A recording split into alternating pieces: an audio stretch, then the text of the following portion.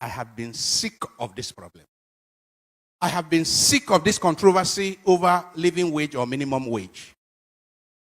And I believe that something is seriously wrong with the heads of many of our leaders.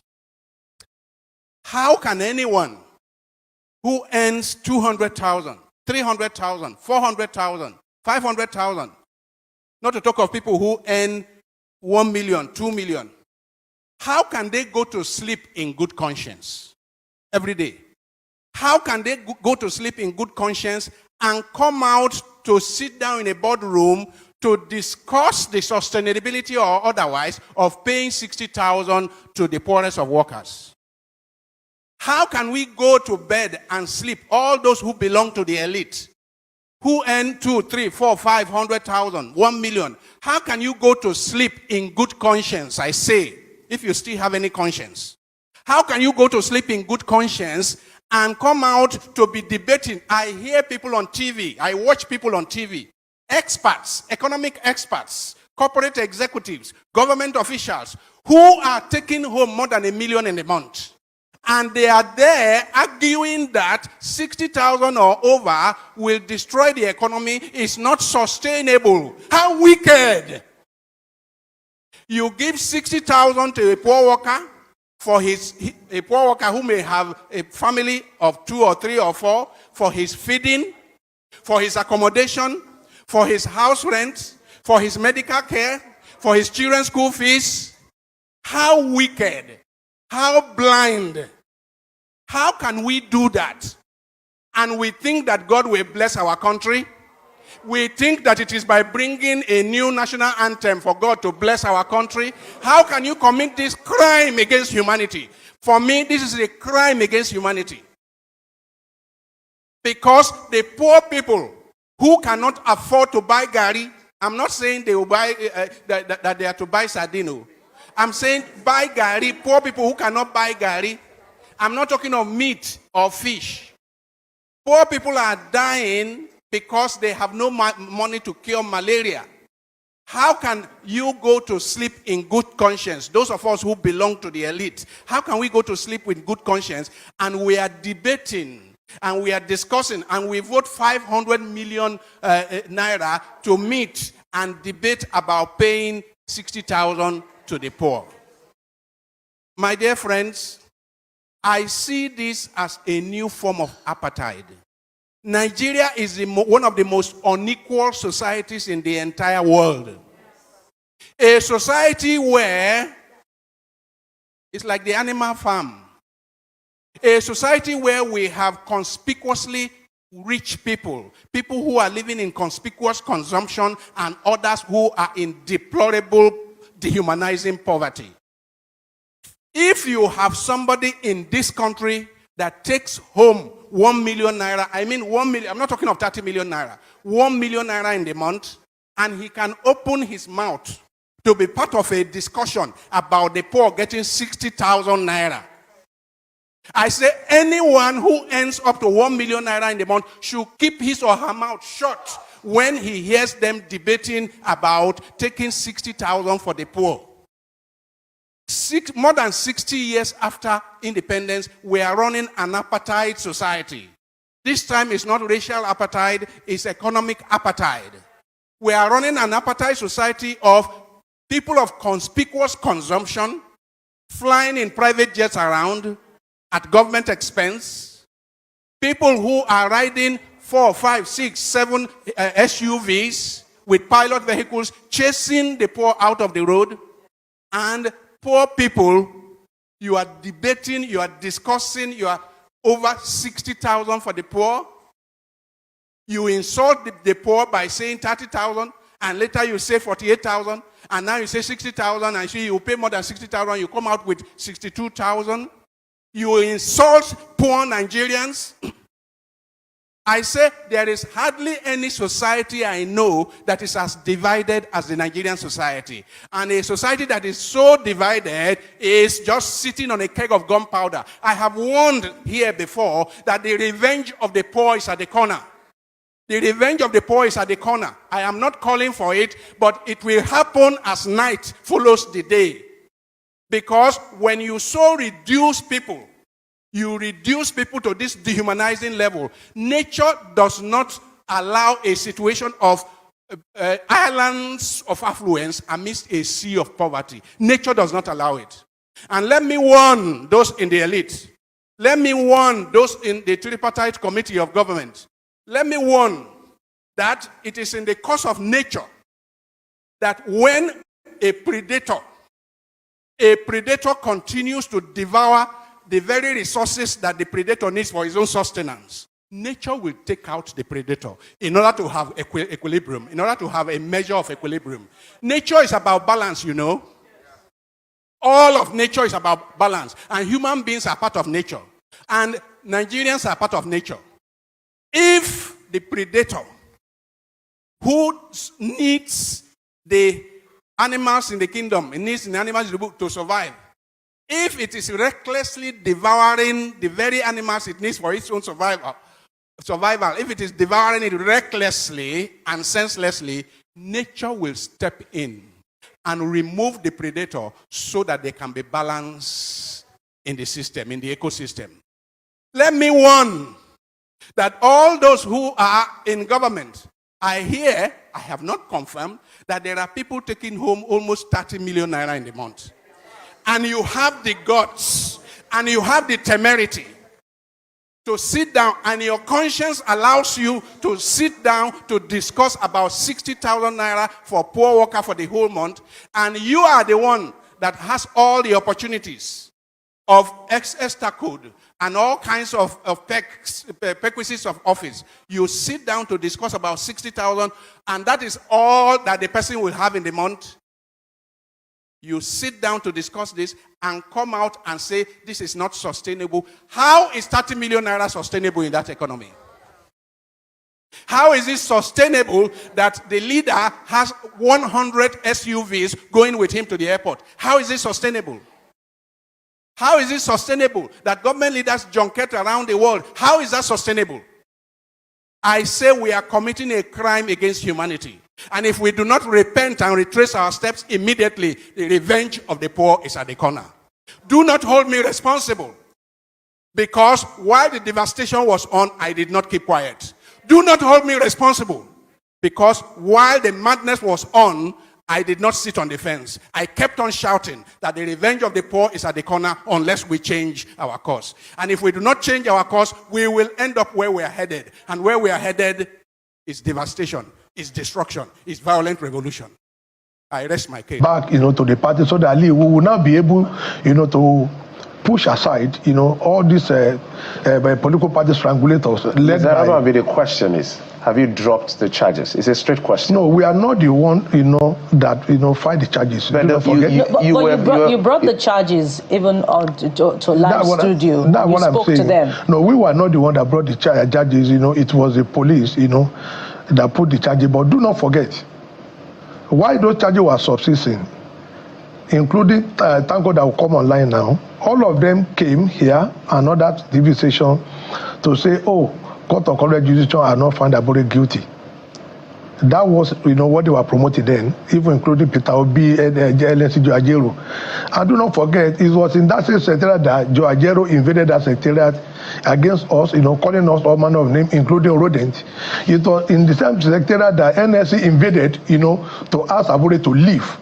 It was in the course of it that, okay, we have to go the way of PDP and APC, settle our own, the remaining is with the police. But politically, we will not allow, the crisis, to fester for so long that will not allow Mr. Peter Obi to take a part to go and join Atiku, just like the way they are doing. So we knew their plan, and that's why we also said, oh, we need to explore political solution for, between ourselves. And when Court of Appeal, reinstated Abure, and he called for a peace meeting, we thought we don't have any choice that to say, oh, he called us that, oh, we must not allow most of these, political gladiators to take away the party. They want to seize the party, just for them to use it in 2027. Please, my brother, come together. Let us all come together. Let us all become one body. Since Court of Appeal just set aside that, purported, the judgment in March 2024. Every other thing done between March 2023 to 2024 by Julius Abure, is a nullity. So that was why he called on us to come together. Let us all come together at least and form a formidable front. So as we speak now, right, all of us in Labour Party, we have become one body against the Obidients and Mr. Peter Obi. So you don't believe that Mr. Abure is a forger? I remember that case, perjury. No, I said forgery. that is pending before the police. But you personally don't believe he forged anymore? No, you are not getting us.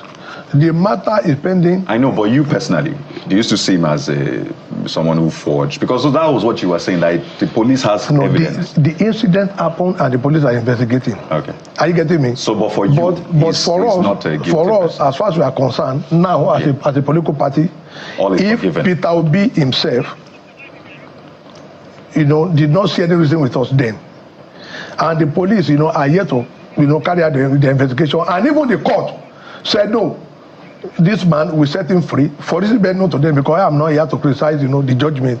But don't forget, we have even filed an appeal before the Supreme Court over that judgment. So let's talk about the directorate. Yes. So this directorate now, are you saying Obidients should now register? Who's going to head this directorate? What is the essence of this directorate which you have set up? Because you also said that there are two kinds of Obidients. Yes. There are Obidients in Labour Party and those you described as Obidients IPOB wing. And I imagine that a lot of people would take exception to that, particularly Obidients. So how is this going to work? Well, thank you very much. In line with section of Article 14 of our Constitution, the chairman and NWC have the power to create all those, those appointments.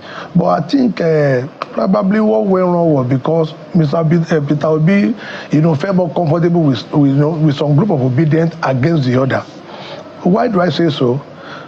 In the NSC promoted National Caretaker Committee, Peter Obi even sent his spokesperson.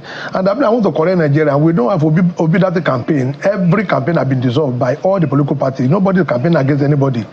Dr. Nisa Tanko could be referred to as media assistance or the spokesperson of Mr. Peter Obi.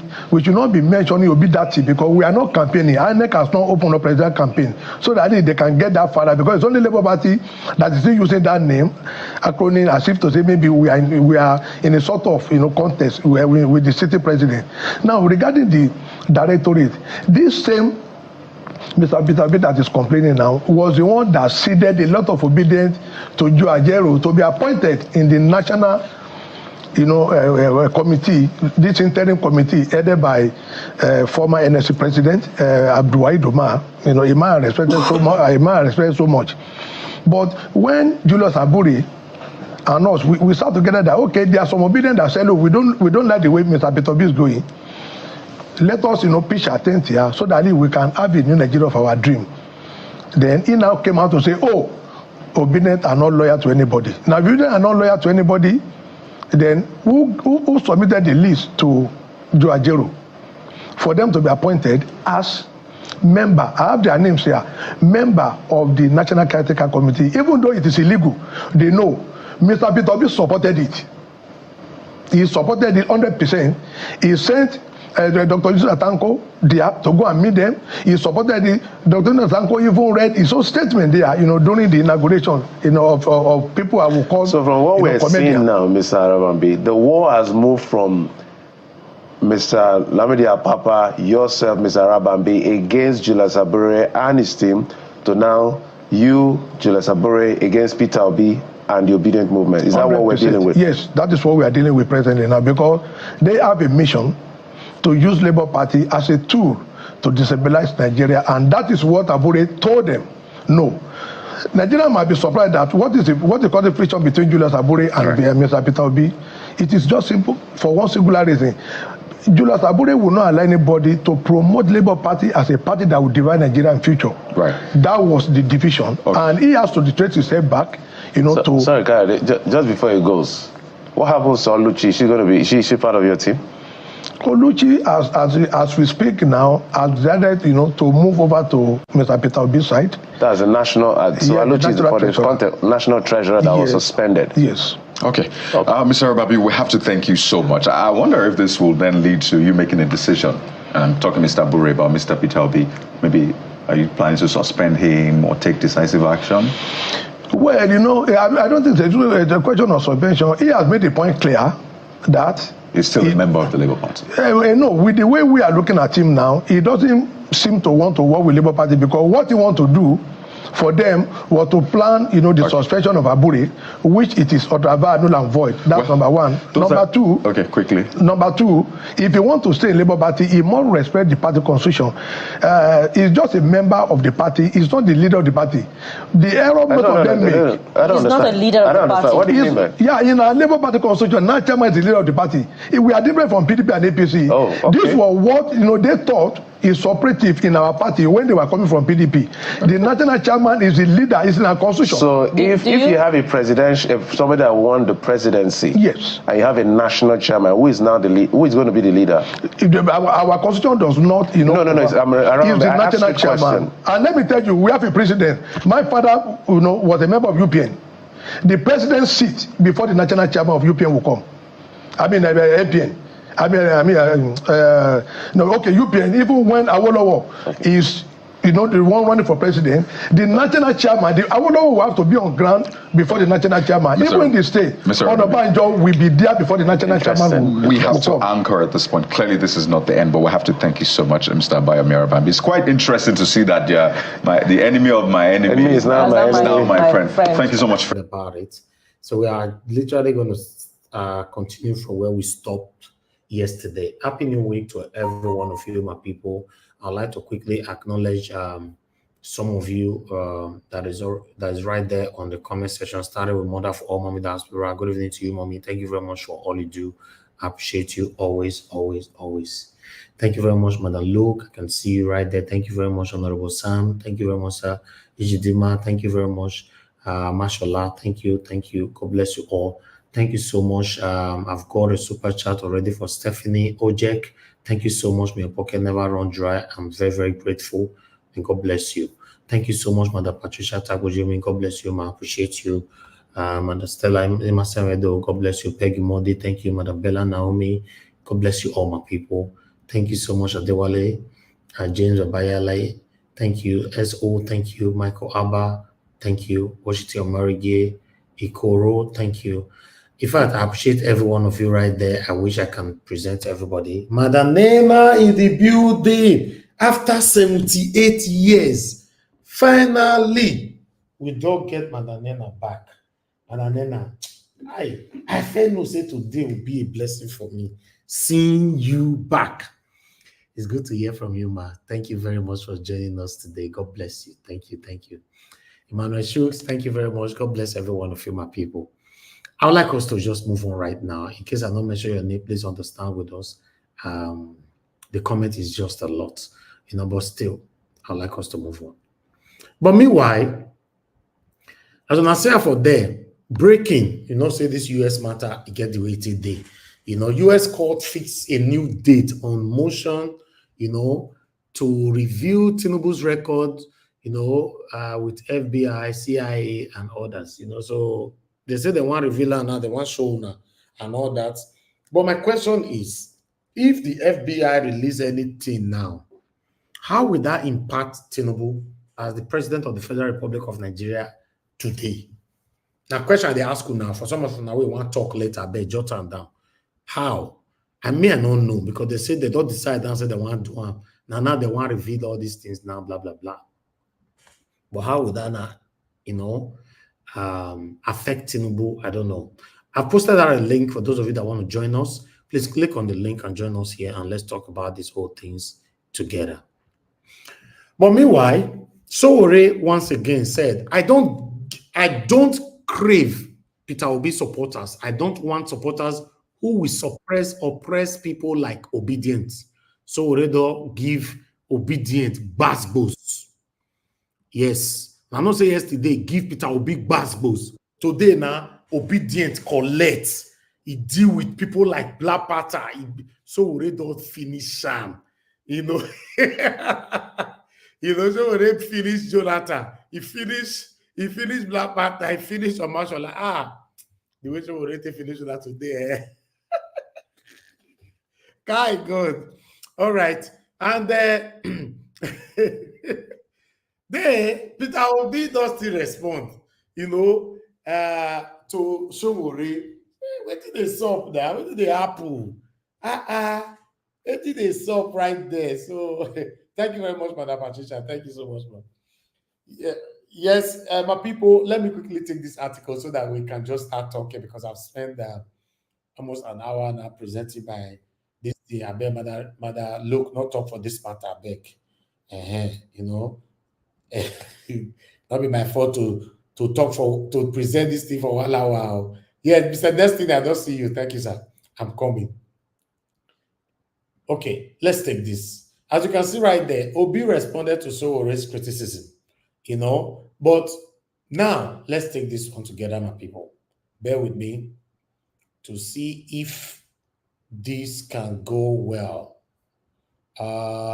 Did we lose that? Okay, just bear with me, guys. Let me put it on properly. Believe this is not working. Yes, I see say backstage door full. Make una hold on. Okay. Peter Obi, the Labour Party presidential candidate in the 2023 election. Okay, this one was the one that Obi responded to Sowore.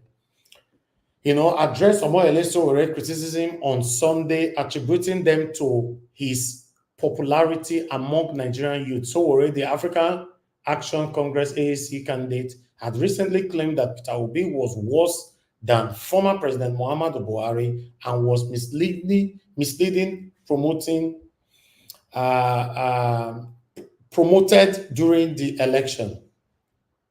So now, let me look for the quotes. I think that will be better. In the game of politics, okay, that's the show. Fortunately, the Nigerians, I'm just trying to look for where Peter will be. Okay. Why urging Sowore, you know, and others to rally Peter Obi, Tanko also said, okay, now Tanko now respond, so I'd like to get that right. I must get the quote right, man, I'm not worried. Okay, yes, I got it.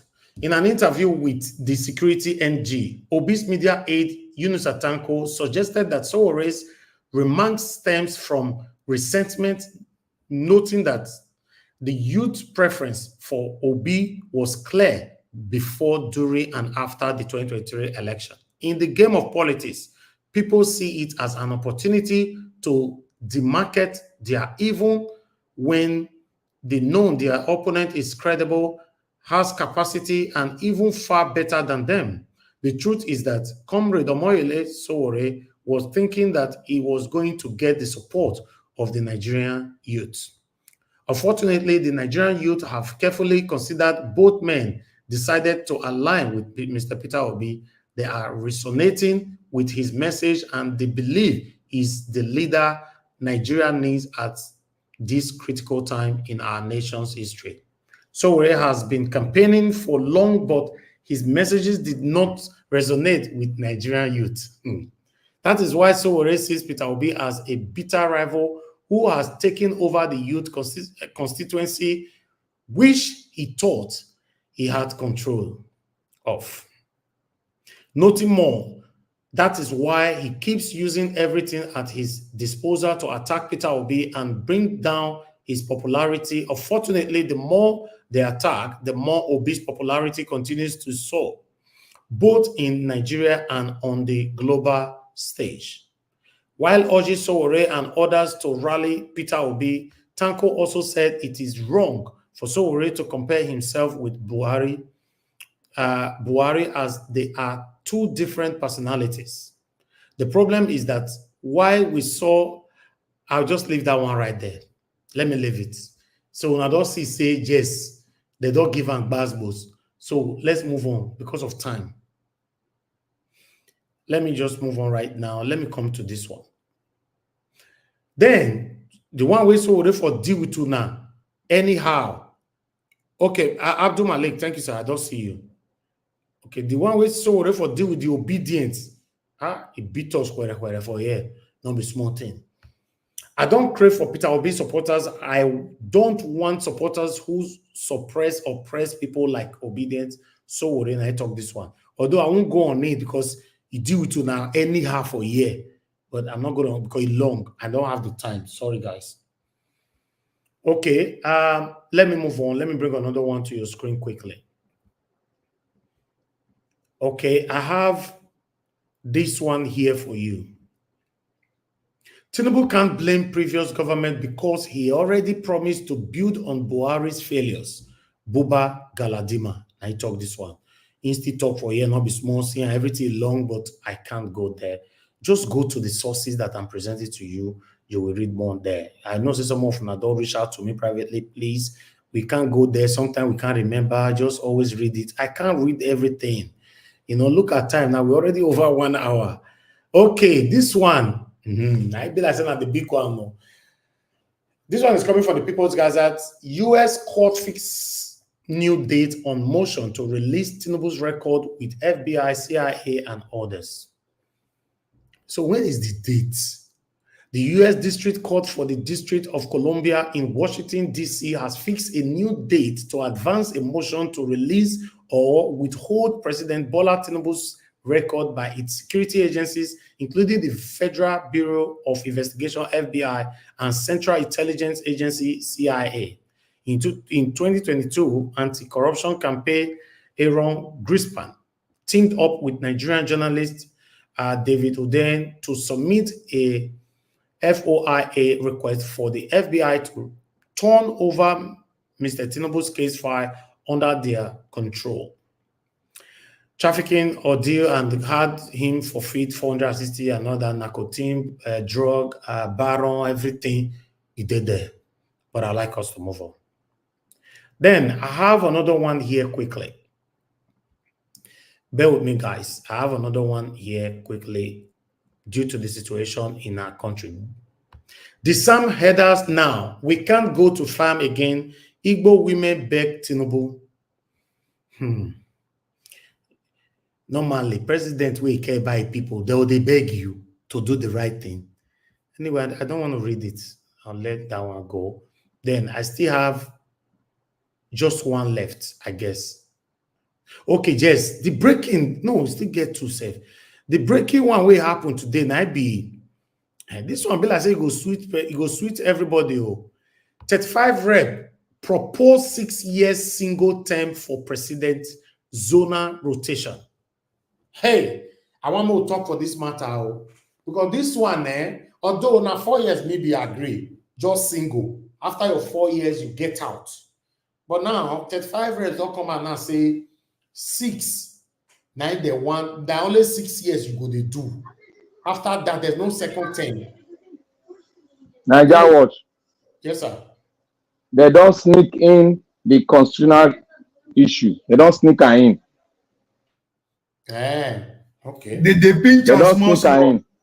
Then they bring her in small. They bring her in. Yes. If he walk, many of us go like Tinubu. Wallahi. If he give us the constitution, I'll give a pass mark. No, anyway, sir, might finish the presentation because this one is the biggest of today. Now you'll be this one because if it happen, the secret is Tinubu knows he can't run for the next election. He wants to extend it to 6 years. Anyway. No, be that one. No, be that one.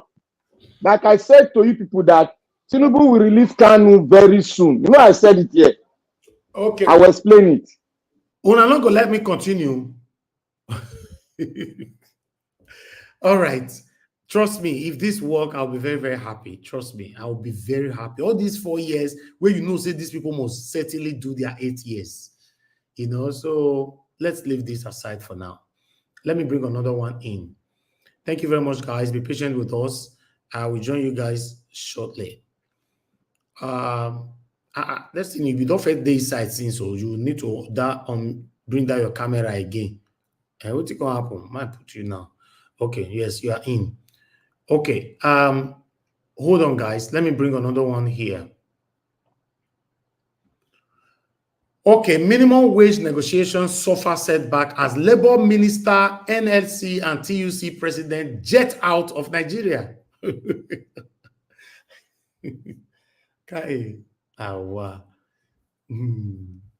Now they try. What a country. Anyway, guys, I guess that is it. I've done my part. That's all I have for you guys today. So it's better we start talking right now. Thank you so much, everyone, right there. Please press on the dollar sign, encourage our work, help us to share, like this broadcast so that our voices can go far. If you want to call in, please call right now. I'll wait to take just 3 calls. 3 calls so that we can move on. The first call is coming from where? I can't see the first call. Oh. Okay. Who is the first caller? Once I don't call my panelists, I don't finish. And when they call me when I still they talk. Okay, let me call on the first person on the panel. So Mashallah. Mashallah. Thank you very much, sir, for joining us. Please talk to us. Good evening to you, sir. Hey, good evening, Niger Watch. Good evening, my members of the panel. Mom Diaspora, I hear you. Thank you for always being here with us. Believing that yes, there's a Nigeria somewhere, somehow we'll get it one day. And you still believe in that Nigeria, in the youth of Nigeria. Thanks for always being there. I will start with Nigeria Watch. I won't cause possible at the fear because you will kill me. Akpabio, because he's always laughing. Nigeria is just a joke in his front. Anytime you see him on TV, the man is laughing as if we are all okay. People are suffering, you are always smiling and laughing. What is making you smile when an individual opens his own refinery and you cannot, you as a senator, as a Senate chief, as the head of the Senate, you can't say, this is my own agenda, there must be fuel everywhere. You cannot say, let me fix refinery. You cannot find out what's happening in NNPC. You cannot say, let us probe NNPC. You go there and start smiling. Smiling. You've been there in that same Senate for how many years? You guys did nothing. You're saying government. Who is government? Are you not government? Are you not the people that is governing the country? You are praising an individual that you still borrowed Nigerian money to build it. That's to let you know that how incompetent the entire set of people governing us are. Wicked human beings everywhere. You are praising Tinubu. You are praising Dangote. Dangote today is one determining how much they buy cement in Nigeria. Don't worry. Who will determine petrol price is Dangote. I'm still waiting for that day. I'm still waiting for that day. Anti-grazing bill. Nigeria, we are just joking. We are just joking. I have been in this UK for 2 years. These people have farms. I see cow, I see cattle. They have grazing ranch everywhere. It is only in Nigeria you are driving on a major road. You see them put signboard, cow crossing. Is that sensible? Yeah, you see people driving. You put animal, cheetah or leopard, all these animals crossing. Our own, it is cow we put on the road. It's a shame. If this thing goes and you pass rubbish bill and you say you want to start doing open grazing, in whose land? Look at the picture you have there. Cow in people's backyard. Does that make sense in 2024? I have seen when people do grazing, they will actually plant grass for the animals that they will eat. They will intentionally plant the grass they will eat. Because the northerners are very lazy. They don't have anything in their head. They can't even think. It is how to be doing the abnormal things. They are asked that man here. Which country still do open grazing? He can't say anything. He's talking rubbish. That's to let you know they don't even have any evidence, nothing to back it up. If we are doing something in the wrong way, should we continue doing the wrong things? At 2024, you want to be doing open grazing. You cannot take land and plant grass for your cows to eat. You cannot do irrigation because you are lazy. You are telling us how many times rain falls in the north. Are you telling us you cannot dam? There's a Kanji dam is there. You cannot do you can't do irrigation from Kanji Dam. There's no river in the north. Are you telling us that there's no river in the north at all that you can do irrigation? If it's not that they are looking for something else. US, congratulations, Tinubu. I know that there's nothing you cannot do. There's nothing you cannot do. Till the day they decide this your court case, is the day we know that US is the one colonizing Nigeria now. Because they did not say it before. What has changed since that time that they want to say now? And the most painful part is whatever they even say does not count, because Tinubu has said it. They did not vote me, but I'm here now. You are here now, we agree. But you are squeezing everybody. Let the poor breathe. Yet, oxygen now we are buying it in Nigeria because of you. People cannot live well. US, whenever you are ready to do the case and say the truth, God help you. But we have Nigerians over there, and I will not expect you to do something that will tarnish your image. For the 6 years that our brothers are all clapping and smiling for, they are already sneaking that bill in. They should continue sneaking it in. Tinubu knows if this is 4-year goes, he cannot contest. If the FBI and the US bring the real case, he does not have any chance of contesting. So the best thing is to extend his tenure, because they say that bill will take effect from 1st of October, meaning that if it takes effect on 1st of October, it meaning that he will be the president for the next 6 years, because he's greedy. He wants to continue ruling us. Sowore and Peter Obi versus Peter Obi. This is I don't know. I don't play football. I would have said maybe one team. Sowore, when they say somebody is just a hooligan that does not have shame, is what you are. If you are listening to me, my name is Omashola Ijuichi. You're just a hooligan that you have pride that is killing you. Pride that is killing you, is eating you, and you're coming out to say rubbish. You had the opportunity to team up with Peter Obi. You refused. Now you are nowhere. You're now in US making noise. If you come to Nigeria, you're like, who is that cow talking? Because Obi carries the crowd. You cannot carry the youth because you don't even know you. You have not ruled at any point in time in any local government for them to say, yes, we can trust you. Obi has done it. People have evidence. We can make reference to his government, but you, nothing to show. When you keep attacking this man, if I were you, if you want the youth to follow you, come retrace your steps and team up with Peter Obi and the Obidients movement, and stop being a cultist. To me, this is a cultist behavior. You're just being unnecessarily just I don't know. This is envy. It is obvious what you are saying. It is envy. And an average Nigerian already seen it like that. It is envy. You are jealous. So stop writing paper. Do proposal. Come out. Talk to Nigerians. Let us know what you want to do and team up with Peter Obi. Thank you, Nigeria Watch. All right. Mr. Mashallah, God bless you, sir. Thank you so much for your submission. Okay, I'd like us to move on right now. Thank you. Mr. Oduwa, your place is too dark. I know they see you. Okay, that's fine. I don't see you. Thank you. Oga Ferrara, I don't see you as well. Thank you very much.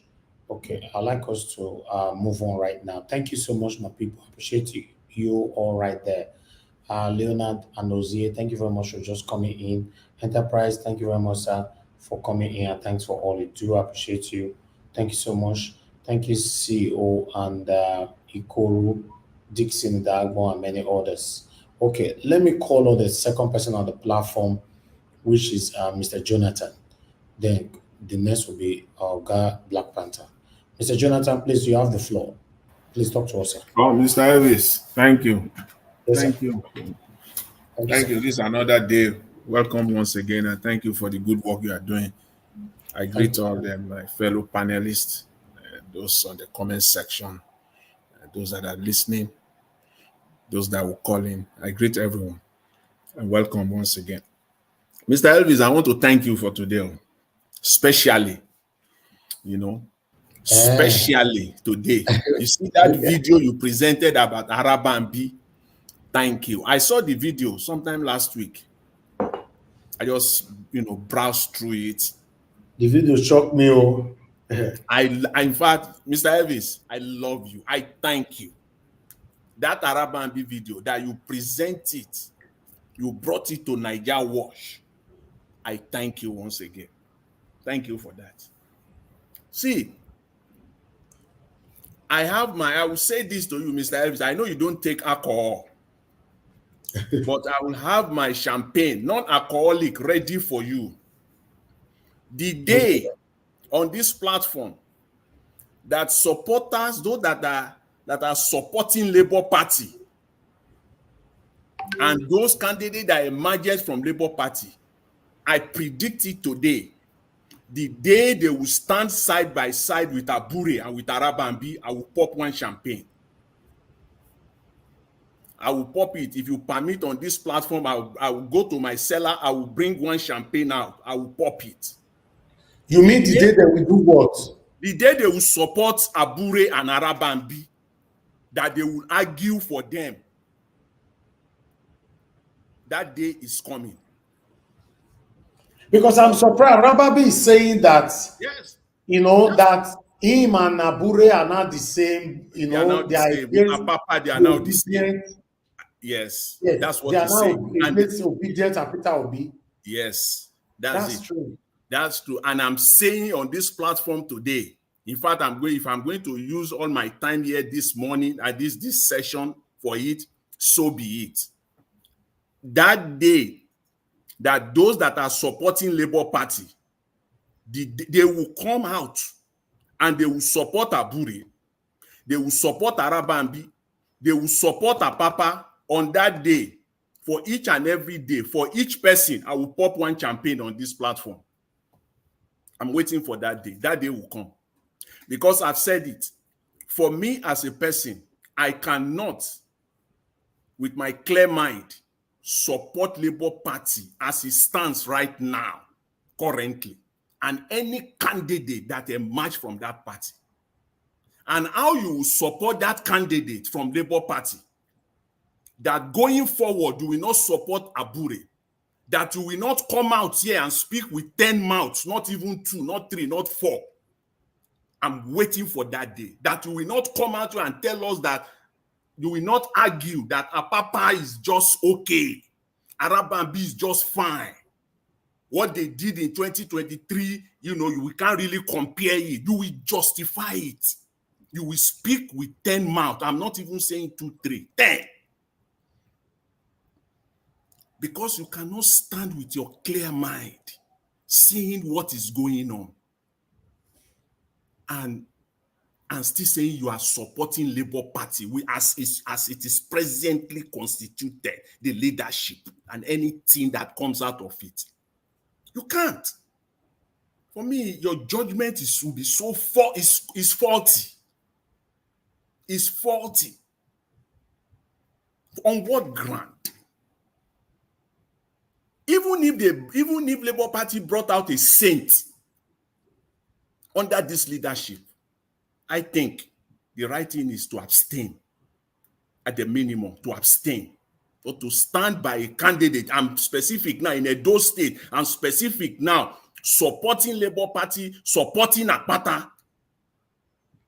It is not appropriate for anyone that say you are a progressive and you are looking for a better Nigeria. And how you will stand, I can't figure it out. How you are going to separate Abure. Tell your candidate today, Akpata, to come out and speak against Apapa. Tell your candidate, Akpata, to come out today and speak against Arabambi. Let him come out. And he will still stay there. A man that has no integrity, no honor of any kind, Arabambi. He came out today. Look at him talking. So sickening. Rubbish from his mouth. They asked him 2 times, repeatedly, have you dropped the cases against Abure? Is Abure not a forger anymore? He couldn't answer the question straight on. And it was the Nigerian police that is investigating. Who brought the Nigerian police? So police just come in and start investigating. Is it not at the instance of individuals, of citizens, that will initiate the police or intimidate the police rather? Then the police will now initiate and start an investigation. Are you not the one that started it? Are you not the one that gave them documentation for them to go ahead with the investigation? Are you not the one that went to court and they ask you? So he is no longer a forger today. So have you even withdrawn all the cases? And it is the Nigerian police that took the case. This man that came on national TV over and over again. A man that has no honor, no integrity of any kind. He said he's the chieftain of Labour Party. All he cares about is name, position. That's all they care about. That is they are the likes of Sowore. I will link it together. Sowore, a man, an arrogant man, my way or the highway man, and he wants to be president of Nigeria.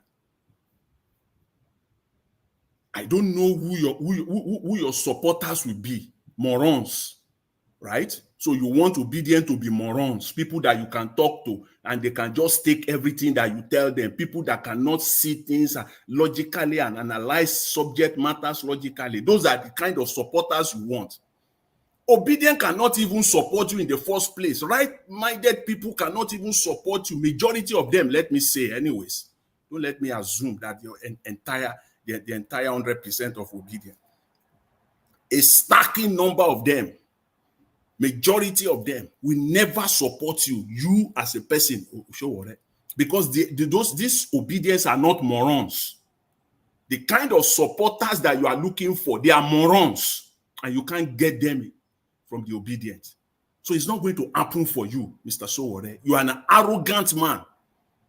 Arrogant man, my way or the highway man.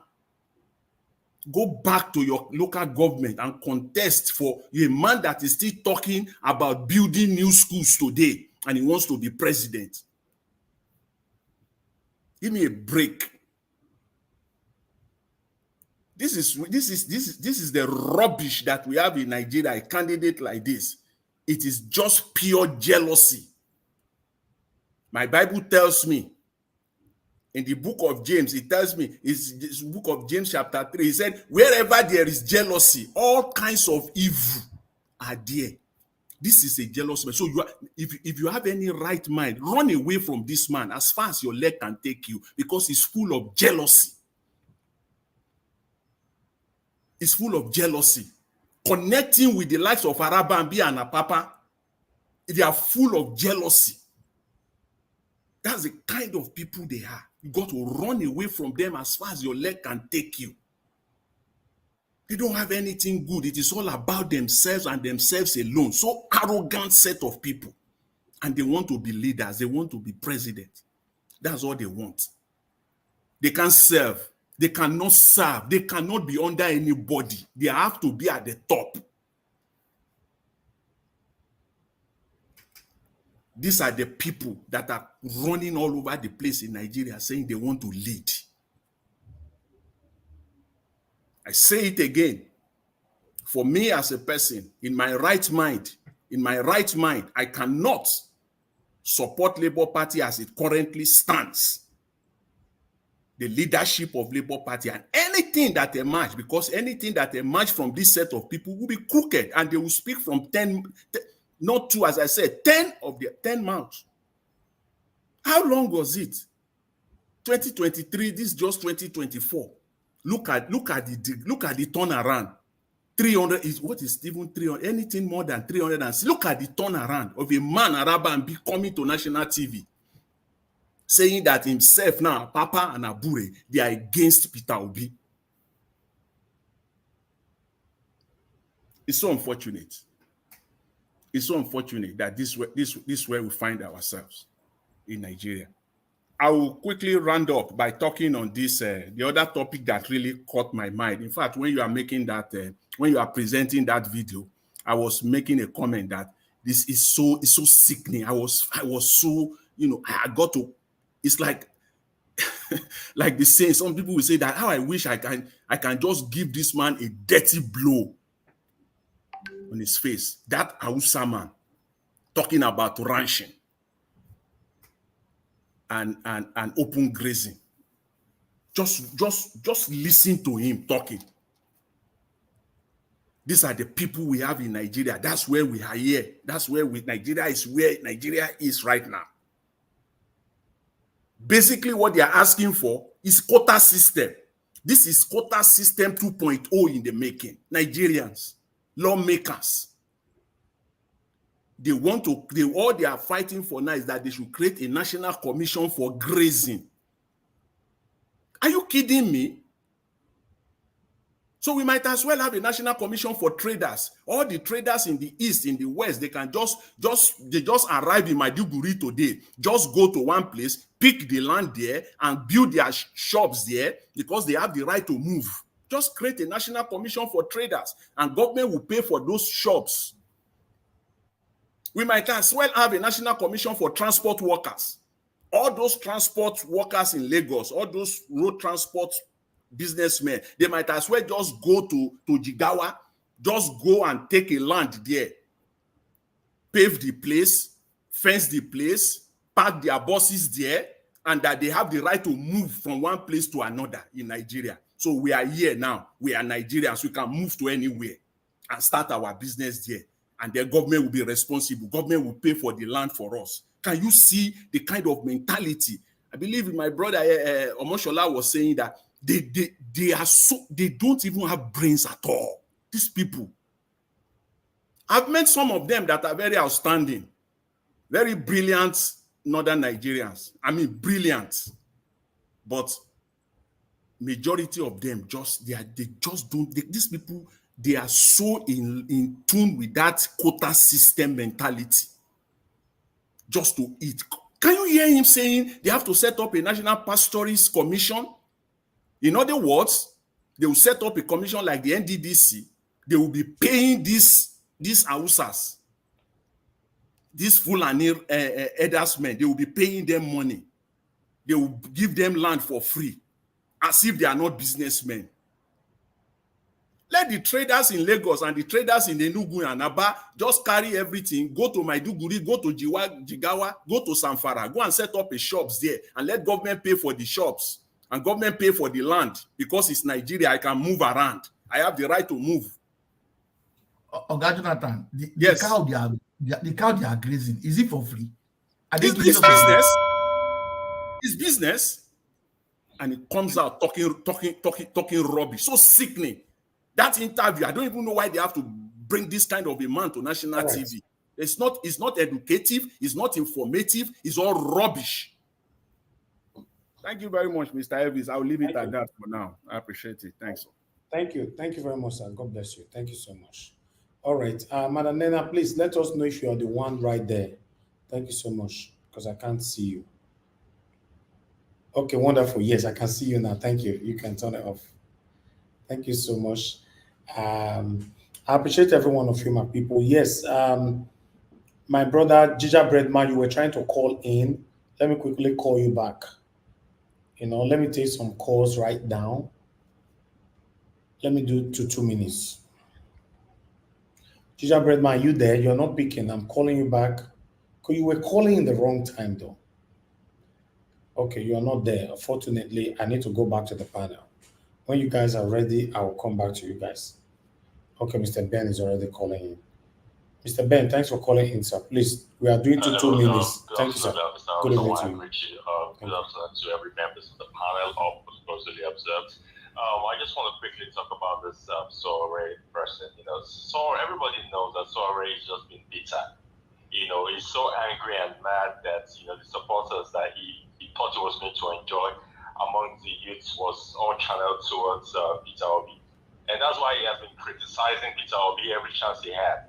You get what I'm saying? And because his brother is the president, Tinubu, and, everybody knows Sowore is a flip-floppy kind of person. If you don't go back there, go collect your own share, and your job right now is just to castigate and spoil the personality of Peter Obi, like his brother is doing, Boala. That's what Boala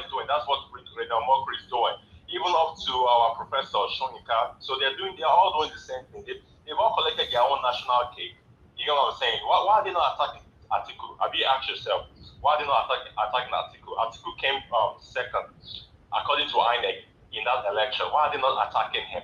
Because they know they cannot talk any kind of balderdash to the personality of Atiku. So they would rather just channel that effort into tarnishing the image of Peter Obi, because they know Peter Obi still enjoys the popularity and support of the youths and Obidients worldwide. And to that man, Arabambi or whatever the hell his name is, you see, I said this a few weeks ago. I said the people in Labour Party, they were the one who sabotaged the candidacy of Peter Obi. Those people sold Peter Obi out. I'm telling you. And like Mr. Jonathan rightly said, I don't see how anybody will support anything that comes from Labour Party right now, knowing how they are talking about your own principal, Peter Obi. You get what I'm saying? So what does that tell you? If people like Sowore, Boala, Reno, Omokri, all of them, they are about your principal. And the people in your party are talking the same thing. What does that tell you? They are all working on the same page. Thank you very much, Hawaii. I agree with you. Thank you, my brother. God bless you. Thank you so much. Yeah. To be honest, that statement from Mr. Ben, get as a wicked deal. These people are fighting against Peter Obi heavily now. And anyway, I'll leave it like Mr. Naja Watch, listen to everybody first. Yes, let me say I'll leave it at that. All right. Gingerbread Man, I'm calling you for the second time. Guys, help us to press on the like button. Gingerbread Man, are you there? Hello? Can you hear me? Yeah, I can hear you now. Thank you, my brother. Good evening to you. Talk to us. 2 minutes. Yeah, good evening. How you doing? How you doing? 3 minutes. 2 minutes I they give today, Oga. 2 minutes. Oh, yeah, no. I just want to talk quickly on what I think is going on. About that Tinubu and US case. So if you pay attention to what's happening in international politics, you realize that Russia has been forming a very good relationship with West African countries, and recently, Russia, about 2 days ago, Russia just declared openly America as an enemy. So I am suspecting that America is trying to hold Nigeria by the balls by opening this new case, because you know that if they can hold Nigeria by the balls, because remember that your enemy, your friend of your friend is my friend, or the friend of your enemy. How do they say that thing? So that's what I think is happening over there. So, but I'm not excited, because it's all about the interest of nations' interest. It's about America's interest. I don't think they're doing anything for Nigeria. So, for Nigerians, we have to take our country by ourselves and stop depending on this international politics, because everything you see happening across the shores of the Atlantic is all about their personal interest. With regards to system tenor, my brother, that system tenor, please, Tinubu should do it 4 years and go. Yeah, we don't want him to change any constitution or anything. Make him the group, because he's a menace. He's a bad thing that will happen to that nation. That's what I want to leave it there. I'm on the highway right now. But thank you, my brother. Thank you very much. Thank you so much. Thank you. Okay. All right. I'd like us to move on right now. Let me quickly call on the next person. I will assign somebody that will help me on this panel today. Let me call on Mother Patricia. Mother Patricia, you are the next to speak to us. Good evening to you, man. Please, I'd like you to talk to us. So, let me speak next, I beg. Okay, I got number 3 now. Where did you go? No, so but you left. You came back. That's why you lost your position. I didn't leave. Did you lost your position, Oga? If I leave, I would have told you now that I left now. Okay, go ahead. Talk to us. Sorry, I didn't really leave. It's the system that changed the whole thing. Talk to us. 3 minutes. I want to thank. Which one be 3 minutes now? This man don't distort my brain now. I want to thank everybody. I want to thank Naija Watch. I want to thank the viewers.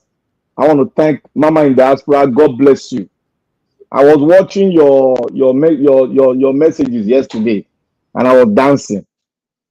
Now, I want to say something here.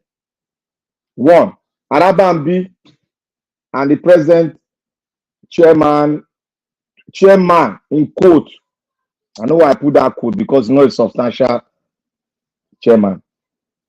Now, when Arabambi came out the first time, when they were shouting, Arabambi is like a consolation in that party. It was this chairman in quote that brought Arabambi to this federal. He took Arabambi straight to be. He gave him one position because there was a hole left in the Fed there in their national level. He brought Arabambi, and Arabambi and Abure have been friends for long because Arabambi was pushing for Abure in the school very well. Now, we all analyzed that thing. During that time, we analyzed that Arabambi, Abure were friends. Forget about this Nigaro they are doing. They are friends because Abure brought Arabambi from the state and put him in the national. Now,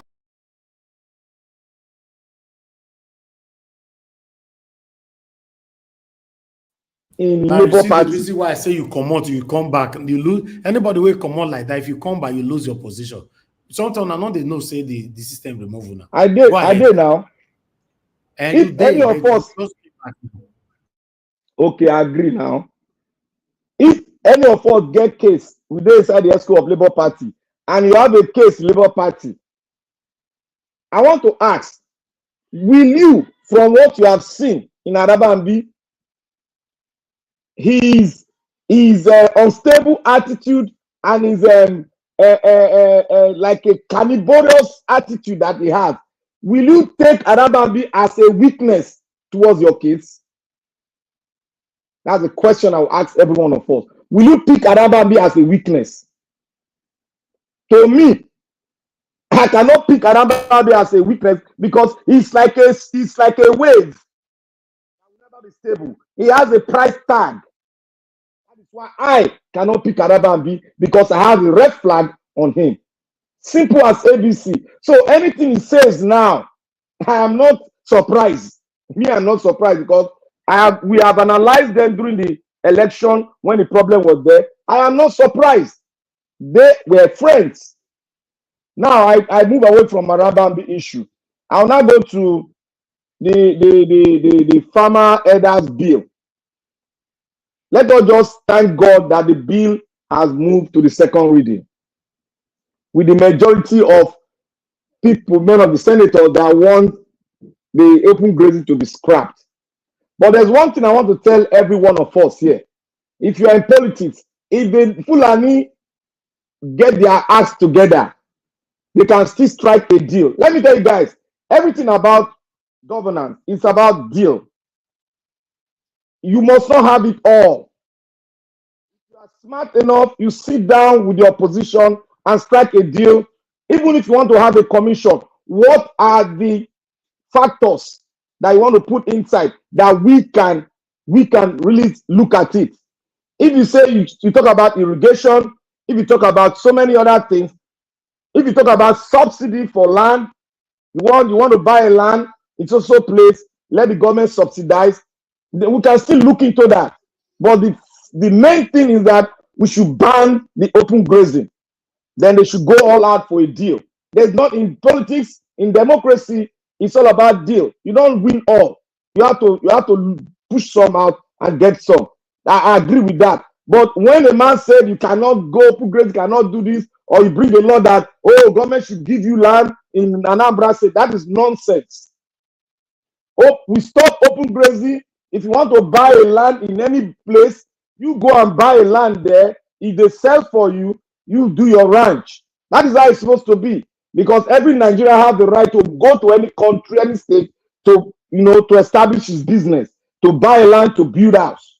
That is all. And if they want to strike a deal on whether government should subsidize some part of it, like the irrigation laws, all those things, they can still strike. They have every factor they can use in striking a deal. I believe in striking a deal. I don't believe in every one person having all.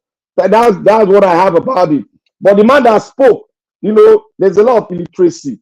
So most of the senators that you have there, most of them don't even have papers. They don't have certificates. So when you see that kind of a man speaking, like he spoke today, that's an illiterate now. He doesn't know what he's saying. He doesn't know what he's saying. So when the reading has passed the second reading, me I'm praising my God. It is going to go through if they strike a deal. I want them to strike a deal so that we can ban open grazing. Then I want to go to Sowore issue. You see, yesterday I was watching everybody talking on issue concerning the lady, which is very saddening, which is very sad, and I was moved. Irrespective, I was moved. All the people that were supporting Sowore that spoke yesterday, all of them refused to speak on Sowore, refused to even talk on him. You can see the kind of hypocrisy that is happening. Look at what Sowore spilled out from his mouth. All of them just kept saying they were talking this, that. I was just watching them. They couldn't say anything. But when Black Panther talk something on Sowore now, you see somebody called in and will tell you that you don't know Sowore. My brother, I know Sowore very well, more than you. The guy that called him yesterday. I lived in Lagos for more than 30 years. I went to Unilag for tutorials for my jam. I know Sowore. Let me tell you the link. Sowore, no, Abiola, Tinubu, Sowore, and Ovation, the guy that owns Ovation. These are the link. And if you want to know the deeper root of it all, go to Ovation. If you want to speak it out, he will bring it out to everyone. Let me tell you one thing. The link is that when Abiola was contesting for presidency, Sowore went there. And before I go there, ask Sowore, I will not ask him, but I will say it. Sowore became unpopular in Unilag as a president. That is why he was opted out. Forget all those government did this, government don't like him. Sowore was unpopular. They lost a lot of things. And they were talking to him. He was so rude and arrogant and he was autocratic in his movement. He had a questionable act.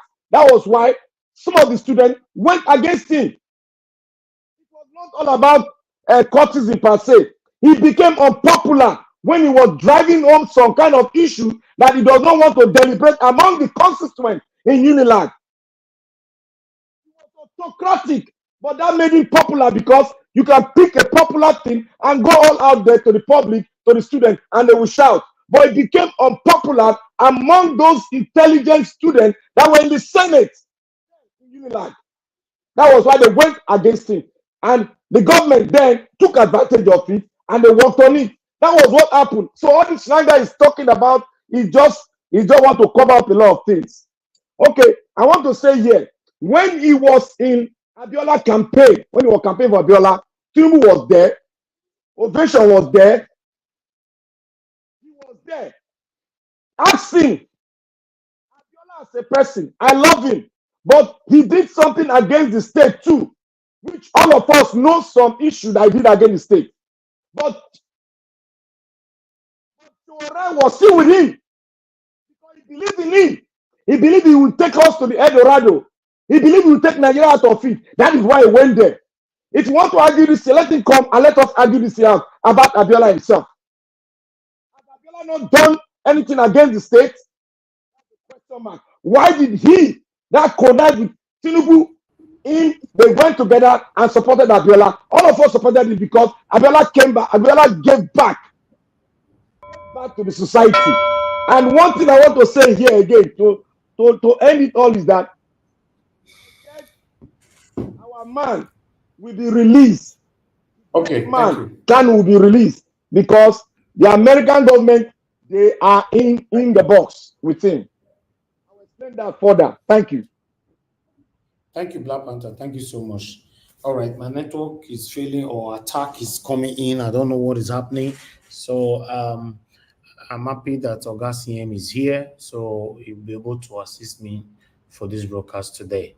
But meanwhile, the person that is speaking right now, Augustine, I'll bring you in, shortly. I'm just waiting for one or two people to speak. Then I can put on the backstage. Then you can come in. Okay, Madam Patricia, thank you very much, ma'am, for your patience. Please talk to us. Good evening to you, ma'am. 8 minutes. Good evening again, Mr. Ives. Thank you again for the opportunity. Thank you, ma'am. Yes, good evening to the comment section. Good afternoon, good morning, from wherever you're participating from. Please click on the like and share button, and of course subscribe to the channel. Press the bell, the notification bell, so you can be among the first to receive the notice once Mr. Ives come alive. Mommy Diaspora, good evening. I appreciate you. Thank you for all that you do for us. Yes, Nigeria matter. And let's start with now. I think I will start with Sowore and the Obidients. I've been saying it here now that I said it first from the beginning that the only chance Mr. Peter Obi will have if he has to contest any election again, and get the support that he has gathered. I said is if he leaves this party and go and start his own party. A lot of people attack me here. No, okay, fine. It's good.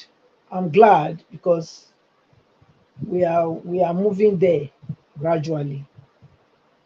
So I want to agree to some certain extent with what Sowore said, because this attitude that most or some of these so-called obedient are is not acceptable at all. Everybody is entitled to their opinion and to who they want to vote or who they want to vote for when it comes to political aspirants or people that you want to lead you. You have the choice. It doesn't mean that because you are obedient, then you say it's so. It's only one person that you will follow. No, if the person, because all we are looking for is a Nigeria that is working for everybody. That is what I'm after. I'm not going to go with the status quo. I'm not going to look for somebody that will take me the same place that the ones that are there now are. That's not where I'm looking for. What I'm looking for.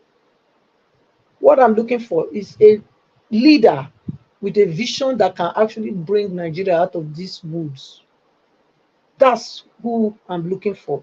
So anybody that wants to lead me and he also have the same tendency of what the people that I'm fighting against has.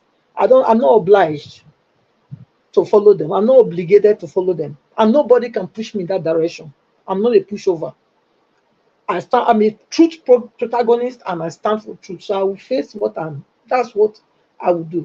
The truth is what I'm here for. I'm not after any political seat or whatever. I'm here to make sure Nigeria work for me, work for my generation. That's why I'm here. And hence, I stand my ground to say yes. So the father he said that some obedience are oppressive and suppressive. I can agree to that certain degree that some of them are. Some obedience are. They demonstrate it here on this platform. Yes, some are. If you're obedient and you're not progressive, you have that attitude. Nobody else can talk anything, can say anything, without you not attacking them. And, that's not what it is about. We have to look at people's antecedents. If the person you are vouching for is not meeting my criteria as a person, and it's not standing for truth, why should I follow you in that direction? I'll not be follow. So it not go happen. Aram Babi has told everybody now, people that are claiming that they are Labour Party obedient. They are told you go. They say, "Mona go where Mona carry myself go anywhere una want go." Obedience is no longer a part of Labour Party. So I think it's clear that this is the direction that they are going. They are not willing to change the status quo. They want to continue with their Abure and his normal way of doing things, where he's involved in so many, shady businesses there, selling people's selling position, selling position, selling seats for people that are not qualified to come and take over seats that are for people that are qualified. It's about who has the biggest money, the largest money. That's what he's going for, because that's how Olumide emerged. He was not a Labour Party member before. So are you telling me that all these people that fought with Obi to make sure that he won even Edo in the presidential election, Obi won Edo State. He won it. So where are all those people that fought for Labour Party? So they were not qualified. It was Olumide that was not there. Suddenly just appeared, and then he was the most qualified person to take that place. So please, it doesn't resonate with my spirit, and hence I say no and no and no to Olumide and to Labour Party at this time. And I'm glad that Arababi has come to tell Obidients that she should go where they want. I'm very glad about that. So it's up to Mr. Peter Obi now to know what he wants to do, whether he wants to beg them and comply and be under Abure, or he will really, really take his kaya and carry the ones he has gathered and move somewhere to go and start his own party. If he starts his own party, I might consider following him again. But if he don't, well, that's it. Yes, because I don't see how he's going to survive staying in Labour Party with these people with him. If he really mean that he is who he claims he is. Because like I said, I don't know him. It's all he said that I'm believing. He said this is who he is. I never know him. I never knew him. I didn't know him when he was governor. I've always said it. I'm only working with what he told me he said he is, who he said he is.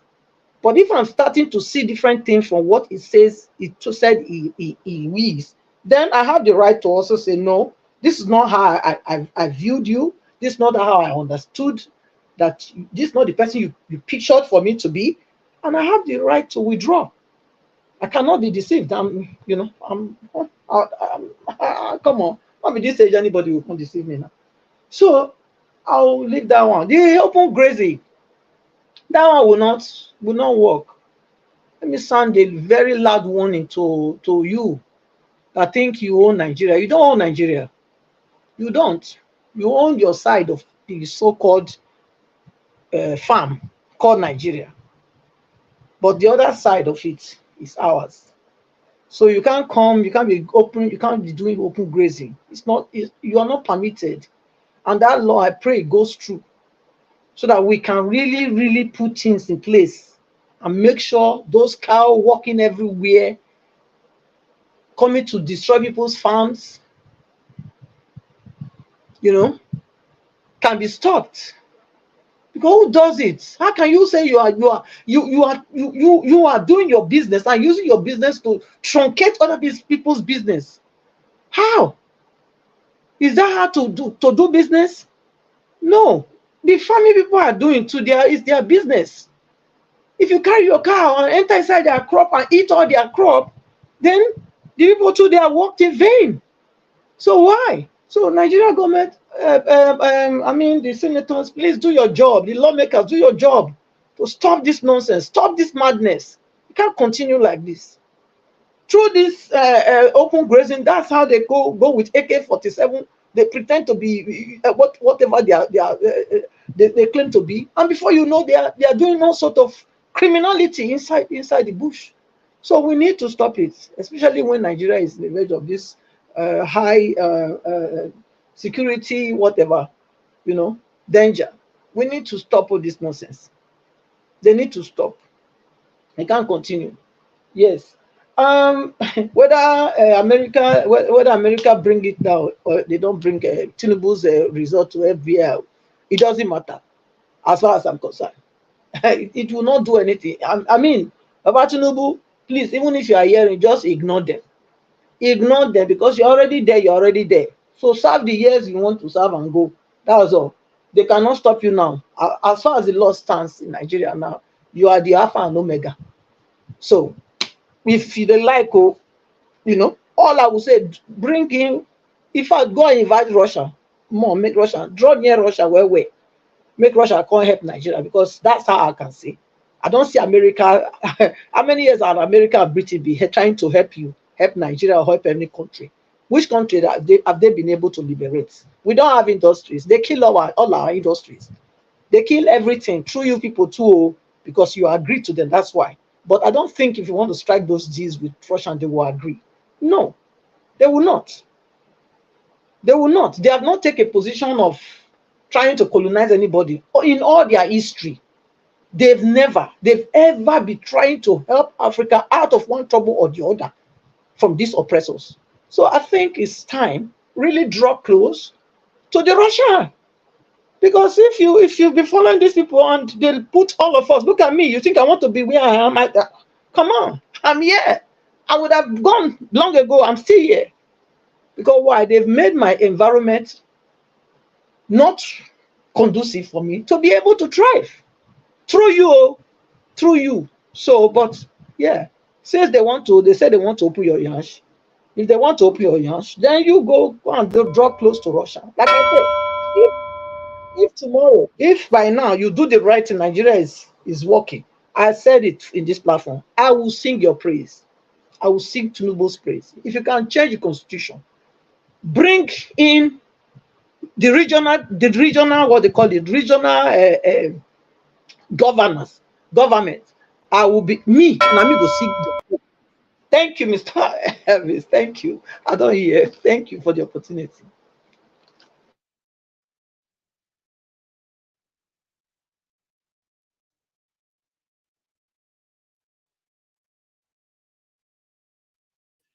Mr. CN, take over now. We're not hearing you. Nobody's hearing you. Or is it me? Can everybody hear him? CM, unmute yourself now. We can hear you. CM, we can't hear you.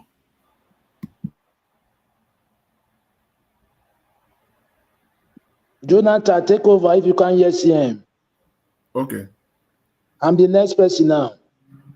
Okay then. Okay, Mr. Malik, you can go ahead. It's your turn for your 8 minutes. Thank you. Okay. Thank you very much. Good evening, everyone, and everyone in the panel. USA court fixed new date on motion to release Tinubu record with FBI CIA orders. Why can't they do it before Tinubu negotiation? They cannot do it because they don't want to structure democracy. No. Wait. Because they can do it so that they cannot be swaying then. All this one they are doing is unuseful. It doesn't mean anything now, understand? They're supposed to do it then, not now. They would have done it then so that Tinubu will not be swaying. Yes, that is the best right. That is the best way. If really they want to do democracy. How many months before they swear Tinubu in? They can't do it. Or it's not they want to do after 1 year and some weeks. All those ones is just like, for me, I don't take it anything. Yes. It's just like politics. They want to just bring our attention there again. It's nothing for me. They're supposed to do it before Tinubu swing, so that they will, after, if they release that fight, then so Tinubu will not be swaying. That is the best way. It's not now. All this one is just medicine after death. For me, it's nothing for me. I'm telling you the truth. I go for this Akpabio. You see, our politicians, they don't have shame. Our government. How can a country that calls itself a country, you have refinery, but you cannot refine fuel You cannot refine petrol on your own. There is no refinery functioning. But when one individual he have his own refinery, you are praising this man. They don't have shame. I'm telling you the truth, because if they have shame, they will do something about that refinery so that one of those refineries will be working. Yes. How can you praise one man, one particular man, but you guys are borrowing money just to consume, not to produce? You borrow money to buy SUV. You borrow money to renovate judiciary house. You borrow money to pay Hajj. You borrow money to do many things, but you cannot borrow money to produce, to refine your refinery so that you can be produced, because you will generate more money. What type of people are those people? How did they reason? Did they have sense? Did they have brain? I don't really understand. You borrow money for consumption, but you don't borrow money for production. How can you grow? You can never grow. Just example, even though you have billions, there is no way you generate money into that billions. Every day you eat that billions. One day that billion will finish. Why make you a wealthy man? It's just because of every day you have income. You have income. You have what is come to your account. That's make you a wealthy man. But if you don't have anything that come to your account every day, no matter the money you have, you will broke one day. Yes, because you don't have any source to bring money to your account. They don't have brain. They don't have sense. Don't fix the refinery. Borrow money to fix the refinery, so that you will see how they will generate more money to do other things in the country. You are praising one particular man that they have refined. Why can't you do your own government refinery, 3 refinery? You cannot do it. You cannot fix any one of them. You promised since last year, December, February, till now, no one is working. What type of fraudulent people are those people? Fraud. They are all fraud. They are all fraud government. They don't know what they are doing there. They are just playing with Nigeria intelligence. Now, this minimum wage, you concluded that you will give a minimum wage 62,000. But how much is governor? Why can't you call the governor's salary expenditure? But you conclude to give somebody who is working for 1 day to 1 or 30 days, 62,000. One governor he collecting millions, one senator millions. You see, what makes sense there? Are they reasoning? Are they thinking? How can they survive with that 2,000 naira? Before you even buy fuel, before you transport to your working place, half of that money is finished for that month. Talk less of how you will pay your house rent if you don't have house, how you will feed, how you will pay your school fee, children's fees. They don't know what they are doing. You know what the problem is that anywhere there is no unity, there can never be peace. That is what is happening in Nigeria. There is no peace because there is no unity. Yeah, they don't bring unity to the country. They want to scatter the country. That's why there will never be peace in that country. Unless they conclude, okay, let's do it like this, do it this way. Everybody will enjoy it. Not that even this is 2,000. There's some governor, they say they cannot even afford this is 2,000. What type of people, hardly people are those people? They don't even have human feeling. They don't have feeling at all. Even 62,000, some of the government say they cannot even afford it. Imagine. What type of people are those people? They are very dubious people. They don't know what they are doing there. They are playing there. I'm telling you the truth. Till the Nigeria youth, they conclude one day they will take their country back. Because now, as this is happening now, all the labor Congress, let them storm the government house or each of the states. 1 week, if they will not change their mind to give them 500,000 a week, a month. But they are the one they are playing there. They are just playing. They are joking. They don't serious. I come to this open grazing. If Nigeria is a country that lost work, how can somebody you take cattle for your territory to another man's territory? to go and to enter another man's territory without permission, to go and destroy the man's crops, farm. It don't work anywhere.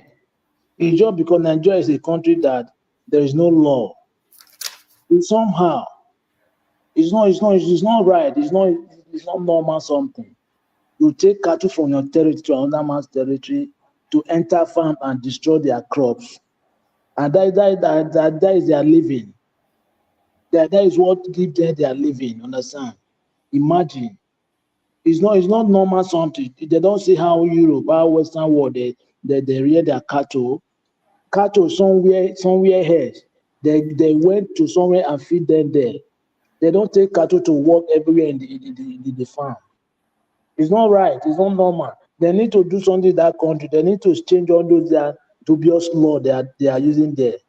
Because I said this thing before. Those are method is old method, old method. They don't have new method. They don't have the world now is technology now. They need to apply new method so that Nigeria will move forward. Look at this children of presidency for 6 years. My friend, those are politics. It's not good. It's not good. If they change that constitution, it will affect many people because before was 4 years. After 4 years, you contest for 4 years, 8 years, right?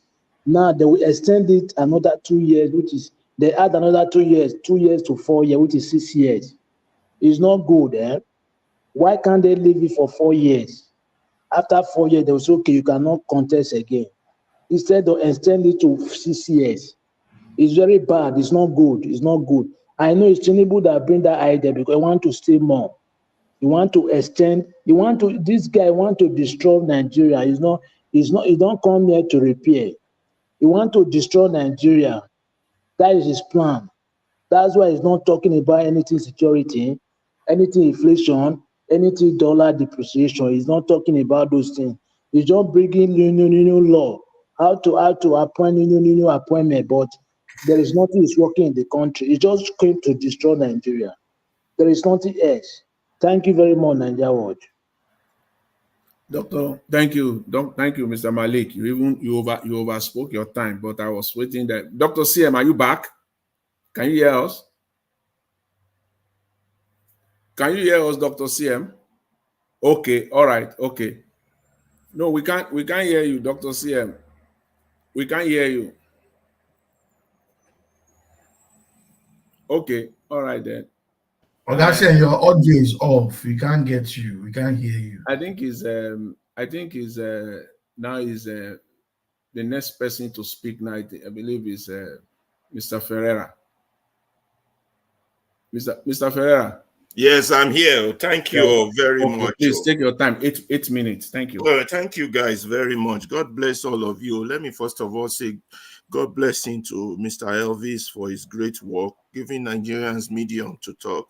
And greetings to Mommy Diaspora for the great work she's doing, and to all the panelists. My conversation is not going to make a lot of people happy because I am here to slice you all with the truth. I will tell you about the Obidients, and I will tell you about Sowore, about the problem of both of them. But first, let me start from the beginning and saying that this conversation is going to be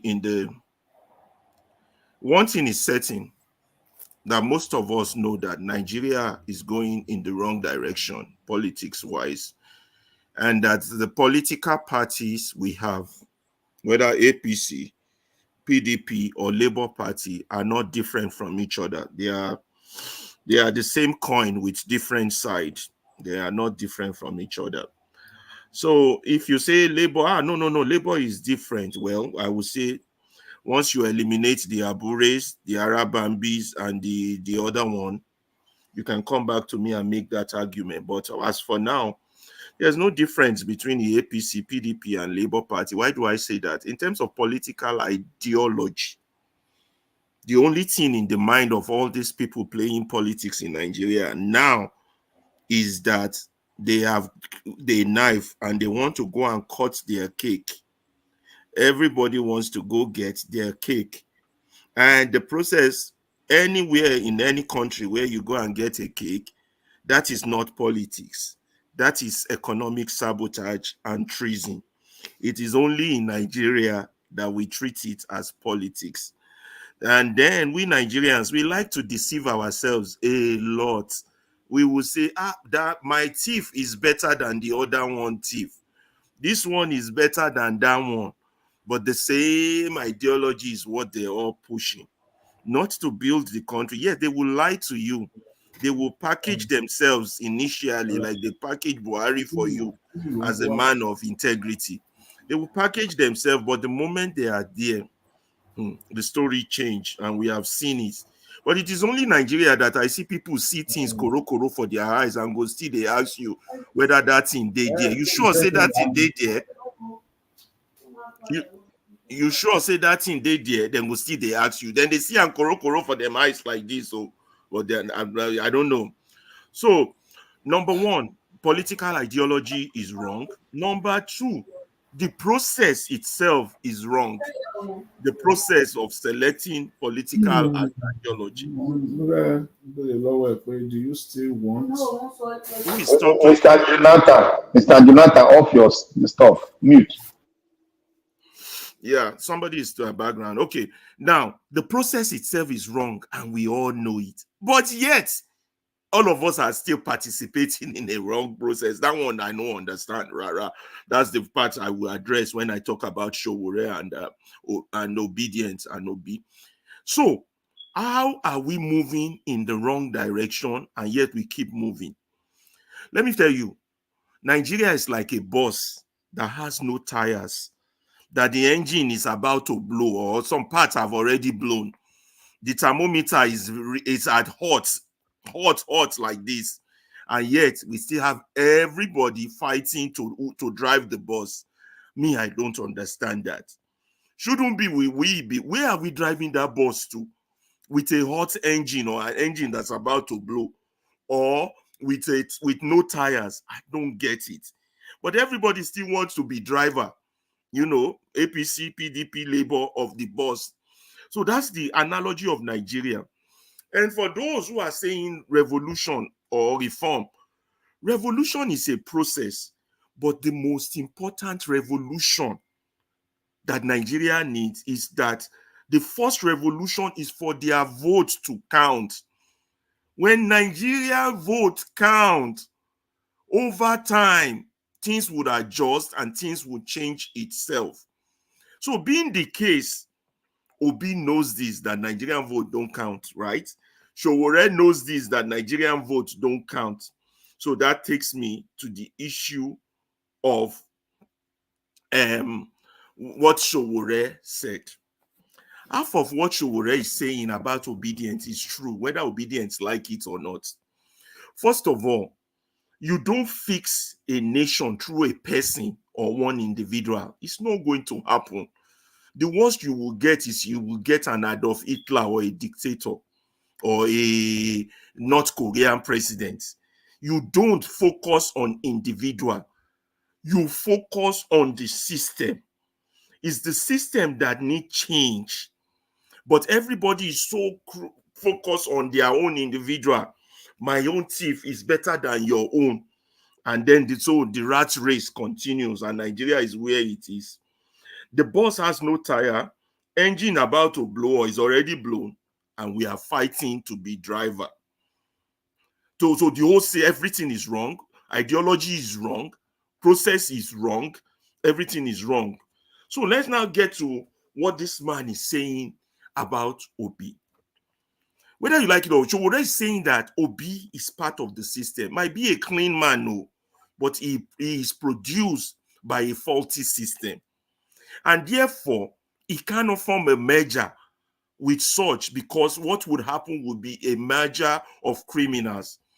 The last merger they formed to remove Jonathan was a merger of criminals with this APC. And now we want to form another merger to remove another bigger criminal. and someone else will be in charge who will be commander-in-chief of criminals, and those criminals will destroy that person's reputation. Mr. Pereira, can I ask you a question? Because you are modeling things up. The last time they call this man Sowore to make the Labour Party, what did Sowore say?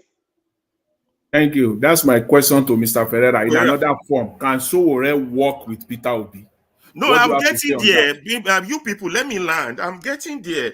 This is how you will see that something is wrong with Sowore. Something is wrong with Obi. I'm telling you guys the truth. I will tell you where I'm where. That's where I'm getting at with my conversation. That's where I'm going.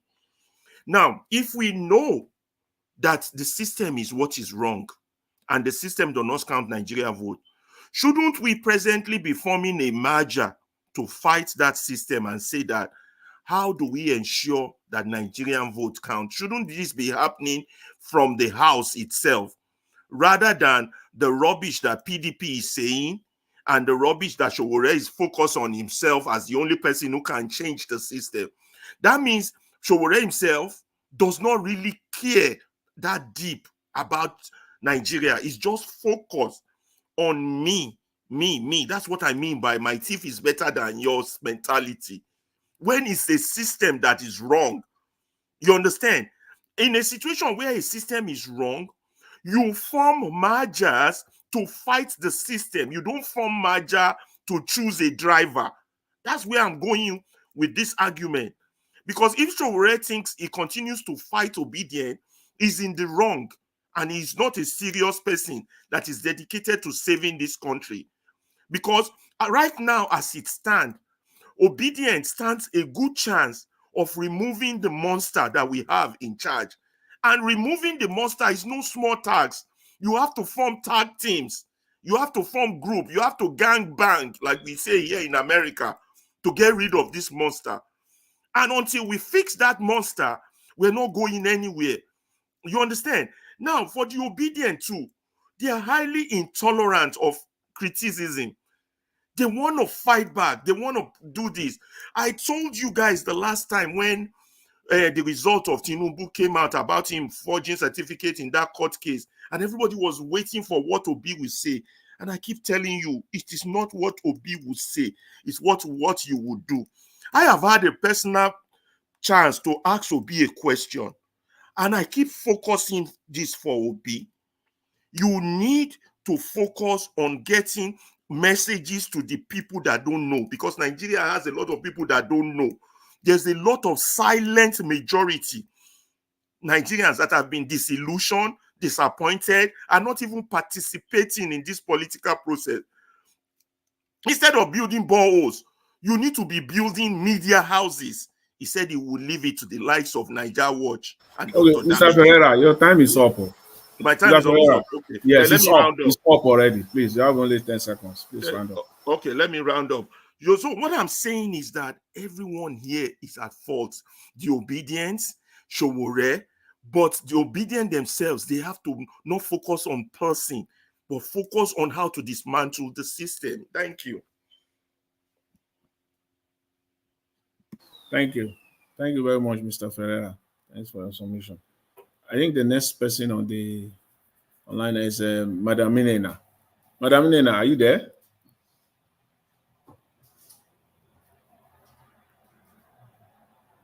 Hello? Can you guys hear me?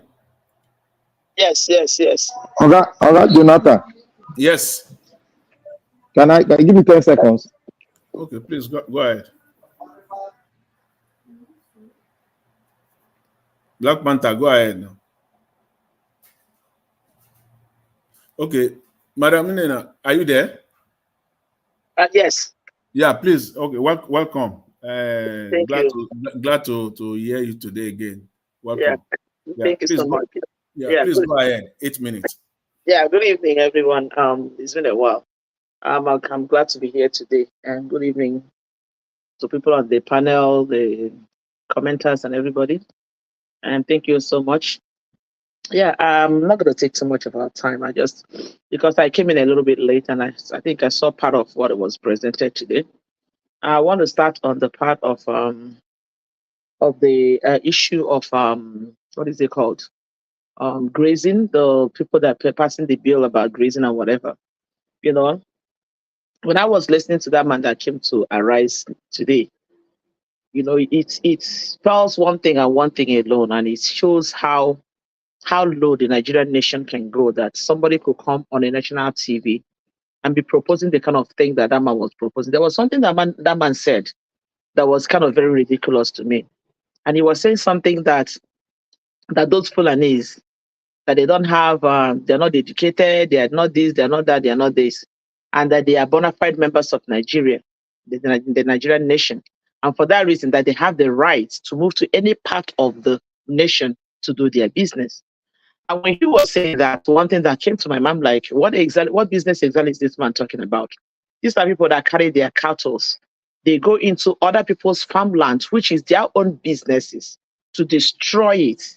And somebody is proposing that that is right, that those people are supposed to be allowed to do that. And the whole thing does not even make sense. To think that such a person will come to a national TV and be saying something like that, and to him, he thinks it's making sense, does not make sense to me. Because how else does the cattle feed if not going into people's family? And that is exactly why people are clamoring for this thing not to take place, because this is destroying other people's hard work, other people's effort, and other people's businesses, because there are people who actually feed through their farmlands. And you are telling me that it is okay to allow people to move around with machines, going to other people's farmland to destroy their businesses because they are going for greener pastures. It still just does not make sense. And it comes down to show the level of, you know, senselessness and foolishness that is going on in the country called Nigeria. I don't understand why that is even supposed to be a debate in the first place. Why that is something that we need to be talking about in the first place in a country where a lot of things are going wrong, you know. So to me, everything that man said does not just make any sense. But do you blame him that he came out to say something like that and people are listening to him? Somebody is entertaining such a man in the national TV. It is very, very appalling to hear. It doesn't make any sense. It does not add up to me. What happens to building a ranch individually? And most of these people who are proposing this thing are senators, representatives from the states where these people are coming from. What are you there to do? Why don't you find a way to help them to contain their businesses, to boost their cattle rearing businesses in those? For most people that have been to the north, I've been privileged to go to some, not all, I mean few states in the north. I know that most northern part of Nigeria have a lot of open land that are not, that are just open, that they don't use for anything. Why not build ranches in places like that? Why they do have to travel to other people's states to go and destroy their farmlands in the name of seeking for greener pastures? It does not make sense to me. It does not add up to me, you know. So I hope that they will really stand on their ground and make sure that this stupid bill does not go through, because it doesn't make sense to me. That is just what I have to say to that. And then coming to the issue of Arabanbi, I was listening to Arabanbi, and then what came to my mind was the popular comment of Adam Soshomole, where he says, once you come to APC, your sins are forgiven. So at least I heard over and over again because I remember when Arabanbi was leveling his... Madam Nina. Yes. Sorry, just to push you in a direction. The bill is against open grazing, not for open grazing. No, I understand. The bill has passed it's a past second reading.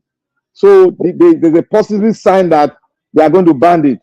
Yeah, that's what I'm saying. That's what I'm saying. So I'm praying that they eventually gets through that the open grazing thing does not happen. I mean, I don't know if I said anything contrary to that. Maybe the way I presented, I don't know. But that was going towards that direction. That's what I'm saying. I'm glad that they are thinking about that thing not going through, because it doesn't make sense that such a bill will go through in the first place. It doesn't even make sense that somebody will even bring such a bill up in the first place. So I'm glad that they are going towards that direction to make sure that that thing does not take place, because it doesn't make any sense. That's just, I don't know if I presented it wrongly before. Maybe I wasn't understood. Yeah, that's what I was trying to say.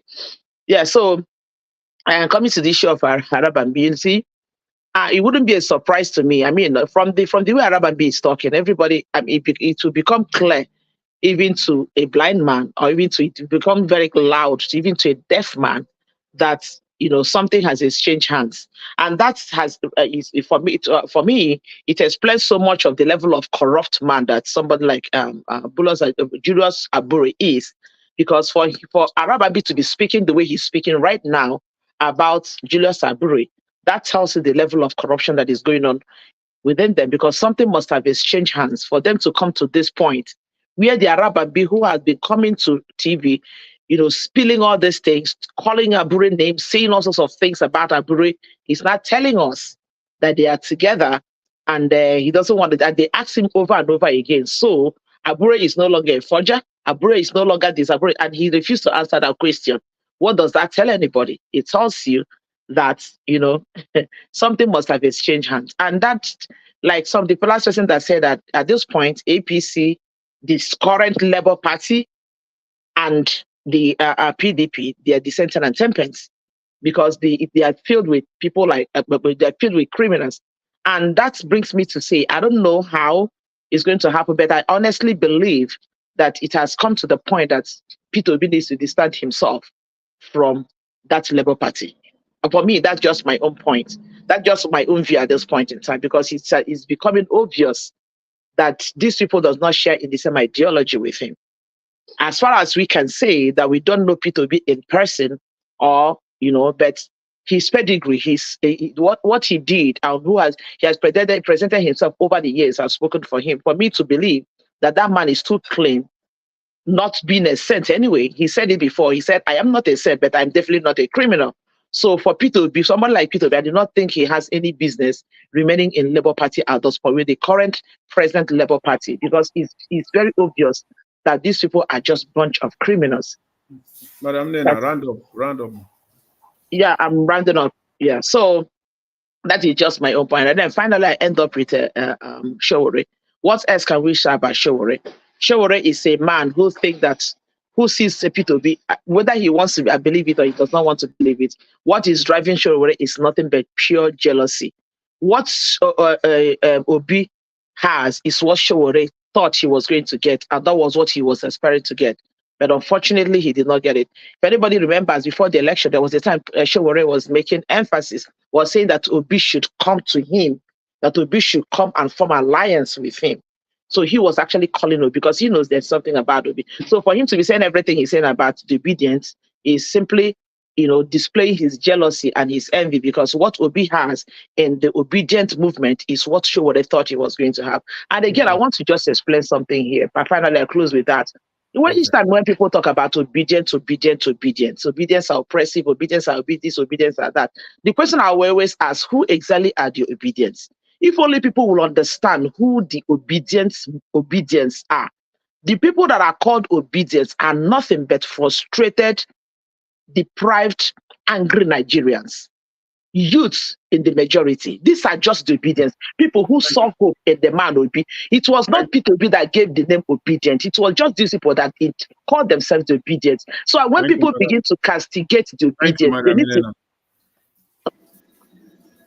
Oh, God, Jonathan. Yeah. Yeah, sorry, the network cut me short the other time. Okay. 10 seconds. Madam, you are done, right? You told me to add us end, so I end up. I stop. Yeah. Okay. She has rounded up now because over 10 minutes. Okay. Thank you. Can I get the 10 minutes? 10 seconds. Wait 1 minute, Mr. Vinod. Mr. CM, can you talk now? I think no, he cannot talk now. That's why he's waving. Okay. He said he can't talk. I can see him. Yeah. But why is he waving? Dr. CM, can you is your audio okay now? It's not okay. That's why he's waving his hand. Okay. Yeah. Okay, Black Panther said 10 seconds. Yeah. I just wanted to say, Mr. Ferreira, you spoke well, but I want to tell you, Mr. Ferreira, all what you have said has been articulated by well-meaning Obidients. The one thing you should know, revolution is not written in a book. revolution is written in the minds of people that believe in that same ideal. And it's an ideal that drives revolution. And the ideal that we stand for is not that we are focusing or we are taking this thing as our messiah, but what we are doing is trying to put a man that can lead us to take our country and have a new foundation of a new constitution. Okay. Most of us have been clamoring for it, and you've been hearing us. So we've been saying all what you have been saying. Thank you, Mr. Black Panther. Yeah, I was about to say to Madam Inena, thanks for your submission. I really agree with in entirety, everything that you say, especially with respect to Arab and B. Thank you, man. Thank you for your submission, Mr. Odua. Okay, thank you. Okay, can so we hear me? Yeah, you have the floor now. 8 minutes. Thank you. Okay, thank you. Good evening, Naija Watch, all the panelists, the commenters, the listeners, the viewer, Mr. Moderator, Mrs. Moderator. Happy new Monday to everyone and old Monday. Well, I don't have much to say because today, let me not koto in any boohoo of the northern or that man who came to Arise News or Arise TV hegemony. Because when people feel authorized and born to rule, the indigene can be so intimidative. And this is why I always refer to the national anthems, which people never really learn or was not taught, which Tinubu is to bring to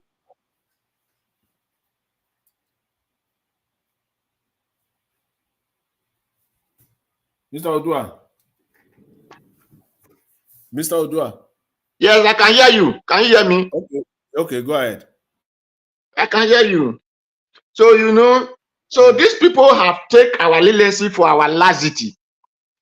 It's too obvious and oblivious to say that 2024, cow is an open business, which is of a group of people. I believe this person that was talking at Rise News might have a cow. So he thought it's authorized because it's kung fu or pump-off that can overload other people.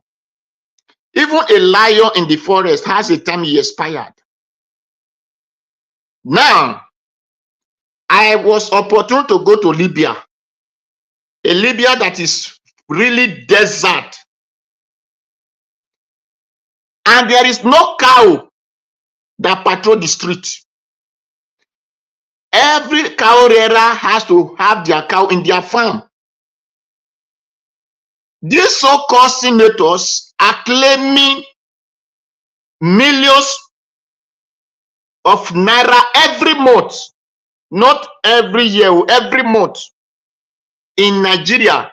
And they came to TV, what they call them, to come and tell Nigeria that cow must go from one place to another, that is a law of this West Africa, this thing, and it's a law of Nigeria. It is obvious that the Nigerian law did not even permit a cow. The Nigerian law permit regional government. That is what the British will make Nigeria. And before Nigeria, the law that we still have in our land did not permit open cow. This is open grace. Because in my place, we have what we call cow. That's Emila. It was known as Emila. In my place, if you go to your farm and if the person who holds that Emila will come and pay, that's who holds that cow will come and pay for your crops. So your own must be in your compound or in your own farmland. So it doesn't have right to go to another person. So right from time, ranches was being established in our land. So it is because when people just came and believe that they can dominate you in the name of British has given them the opportunity to support them in whatever they do. So the indigenous of the people forget their memory. So because if our leniency is not taken for our laxity, they will have not take our medulla in our bloganda. We will have been able to reason and say money is not everything. Libya, everybody has his own well in his own farm. And when they say there is no, it is because of dry season, there is no dry season because the money they collected in 1 month can drill boreholes in all their local communities. Not the local borehole we drill in Edo or this industrial borehole that you bring a machine that will be pulling out sand from the ground as if it is tractor you are bulldozering the road. So the money they collected, what are they doing with it? It is because the people of the south and the middle belt are sleeping. That is why other man will come in the name of it's a business. He mentioned a word which is taboo. He said, okay, are they going to be revoking the Land Act of the North? The man should remember that the law that operates in the North has even banned where they are collecting tax from. He said the people should not sell alcohol. That is, it's not the federal government that make that law. It's not the Nigerians that make that law. It is them, some group of them in the North who made such law. And this man have never seen such thing to say this thing can never happen. This is where they are collecting tax and used to develop their own people. They banned such thing. Not to talk of the one who doesn't have any help in the country than just to go to another man's house and destroy his property, destroy his life, living, destroy everything. And this man is coming out to tell us that Nigeria listing, their account is now worth more than all the accounts should go to their local government. We don't even need it in any state. It is barbaric to say that the certain people depends on the northern to bring out for them. That shows the laziness of the certain people. Because our father were brought up with farms and we were trained with farms. As all these things not called agriculture, what are we people learning in the school? They come out and say we are graduates and we are educated. What sort of education did the certain people left? They study. So it is a taboo for we to talk about this and say allow it to say and let it happen in the chamber, upper chamber, not upper chamber.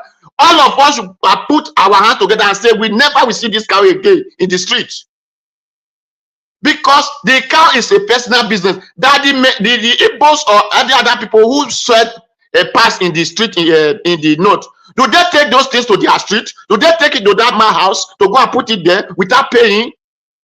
Do they go there? We did not rent a house or rent a shop. What do people call it? Or a store? They went there and rent. So they pay to the person who owns the house. They pay to the local council. They pay to the state council. They pay to the federal government in that business that they are doing. Which of these things that the northern people are paying to the cow are paying to Nigerians, or they are paying instead of them to pay, they destroy the people who hold the land. So it is pertinent for we not to see it, for we to blind our eye in the name of we like cow. If you like meat, can't you train? Are we not training fowl in our place? Do they take a pig or this thing to their street to go and be destroying their farm or destroy their house? These those people know about can't we destroy their houses or destroy their cow, destroy their listings? Please round up, sir. So it is very foolish if we could not think and see over these things and we begin to debate it. It is our right to say enough is enough. We don't want to see this cow anymore. Thank you. Thank you, Mr. Odua. Thank you very much. I agree with you when you said that man probably or most likely he also has a cow. Not only him, most likely most of the lawmakers in the Nigerian National Assembly, they have cows too, and they are defending, and they are hiding under the Sharia law. They are hiding under the Sharia law. They are enjoying the VAT taxes from the south, but they don't allow alcohol to be sold in northern Nigeria. But they collect the allocation from VAT, running to billions of naira every month. They are enjoying that. So you can see the discrepancy in Nigeria. Just call it what it is, the cheating that is going on in that country. Thank you very much. Dr. CM. Dr. CM, are you here? Is your audio okay now? We can't hear you, Dr. CM. If you can he has to go out and come back. Okay. Sign out and come back in. Okay. I think we should just do the final submission now. Let's start with 4 minutes each. That is where the error came from. Those things he put in his ear, he should remove it. Disconnect it completely. Okay. So Mr. Omoshola. Yeah. Yeah, please, your 4 minutes. My 4 minutes. You have the floor. Let me start with 4 minutes with the northern dafts that keep coming around to fool themselves and embarrass Nigeria. It is obvious that the northerners are the embarrassment Nigeria has. Bunch of them, daft. Can see that man coming here to talk up to the point saying they will revoke CFO. People that come to your place, they buy land and do their business. You don't want to buy land. You are expecting government to give you free land because people are so daft that he cannot do anything. An average Hausa man is so daft, he can't think. He's somebody's property you want to take. The oil in Niger Delta, you want to eat it, it's your own. The land in your own village, you can cultivate and make it good. And rear your animals there. Plant grass for your animals to feed on. You want to be moving around. So daft that a senator can be saying that the children, they don't go to our school, they don't enjoy housing benefit. Which human being in Nigeria has housing benefits in Nigeria? To let you know how stupid and daft this an average Hausa northerner is.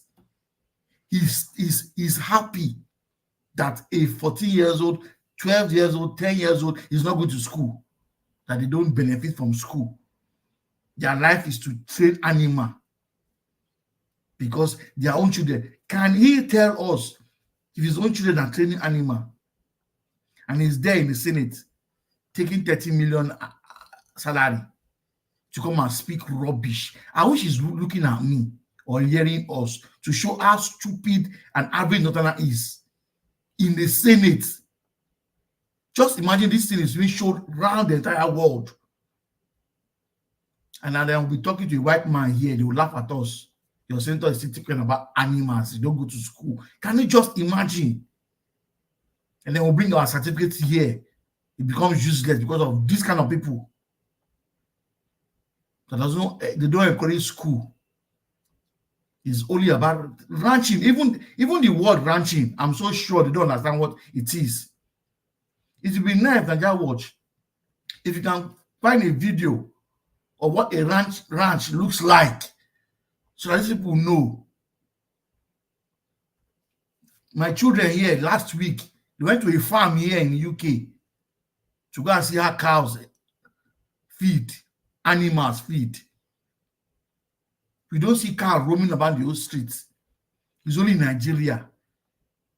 You are driving, you are traveling, they will stop you on the road because cows are passing the road. In 2024, vast land in the north, you cannot cultivate it and grow grass. Grass that does not need so much manure to grow. You can't grow it. You want to go to my people's village to be destroying their crops because you want to feed a cow that you pay more. You are doing your own business. You are earning money. Ask yourself, do these people pay tax on this cow that they're selling? To be sincere, are they paying tax to anybody with all these cows they are selling? And then you want federal government to give you land. It's state government to give you land. It is very easy to get a land in the south. Is no problem. You want land, come meet the villager, let them sell land for you. Or if it is rent you want to rent, let them rent for you and start understanding with the community. If you want land, they will give it to you. This is where they are giving to you. So number of years. Please, 4 minutes is up. Thank you. Thank you very much. Thanks for that. Mr. Black Panther. Mr. Black Panther, are you here? Yeah, I'm here. Okay. Yeah, okay. So, yeah. The floor is yours. 4 minutes. Oh, thank you very much. I greet everyone once again. I don't want us to start repeating ourselves. You see, Mr. Ferreira came, he repeated what we have said before. Obedient have an idea. We have the person we are looking up to as our leader, and the person of Peter Obi,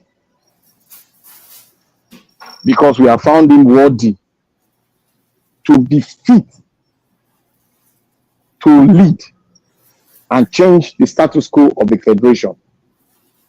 One, the Obedient have been saying something that the system we are under is not working, and the system is the constitution, and we need a change of it.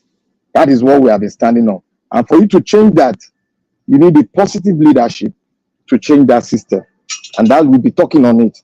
I'm talking about Major. He was talking about Major of Sowore. There's nothing wrong with Sowore. The problem Sowore is having is that he's tribalistic. He's having problem with his tribe,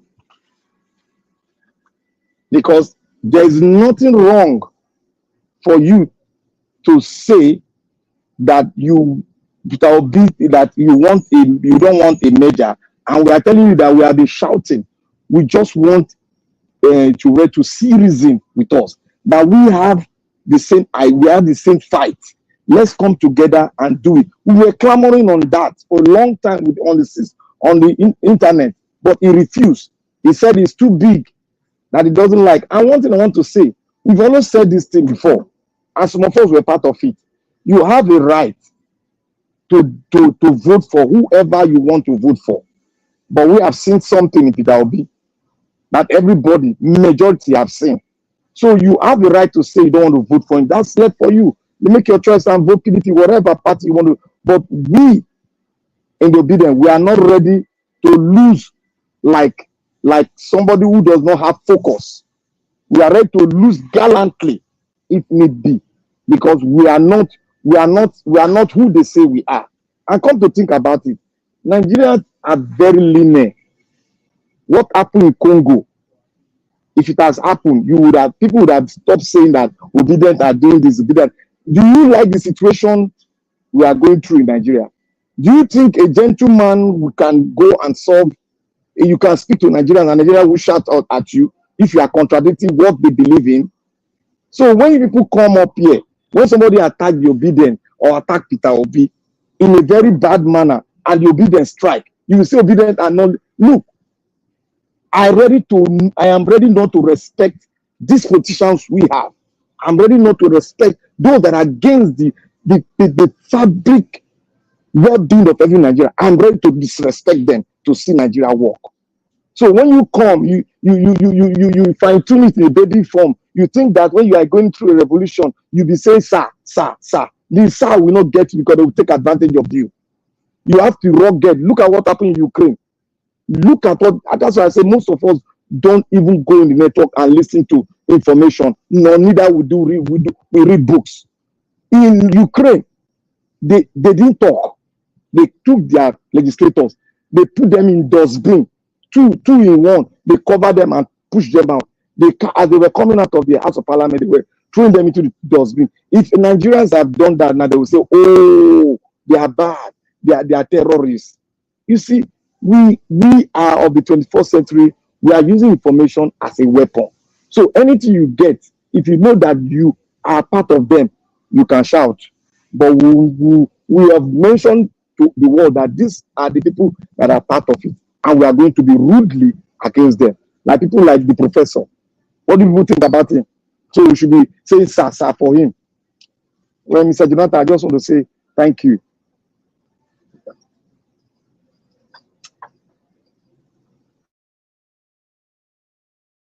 Madam Patricia, thank you, Mr. Black Panther. Thank you very much.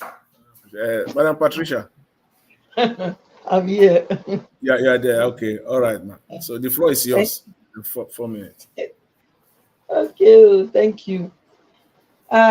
Wow. Anyway, let me appreciate those on the comment section again. Please click on the like button, share, buy coffee for Mr. Elvis. Please, the laborer is worthy of his wages. Press the dollar sign. Very, very important. Thank you.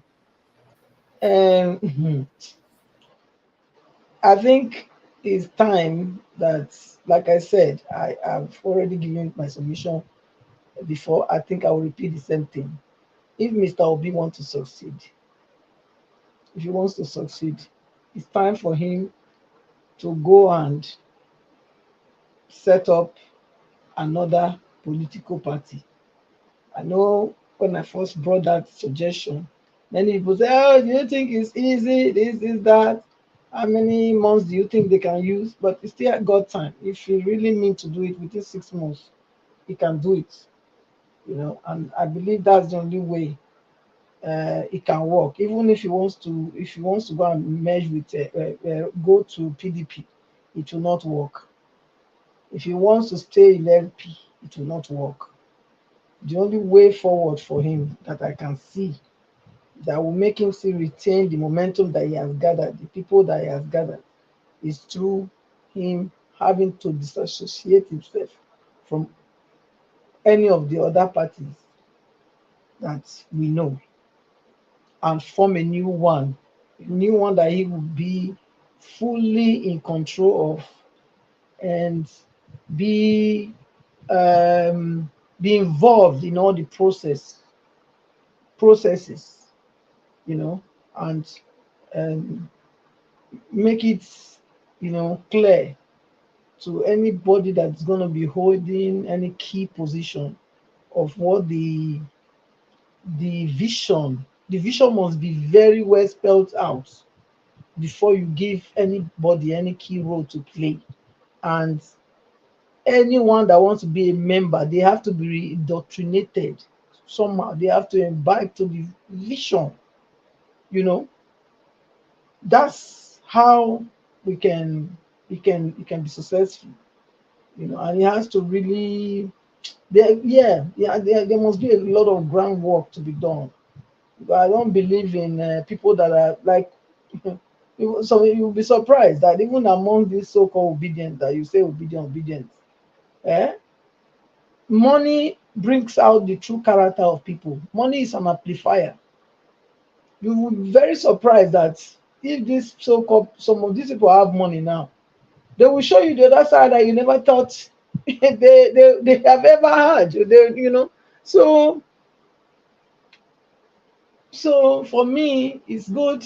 It start a new party, and they must it must build it with time. It has to be built. You don't just give people key position. They have to be tested and tried and tested.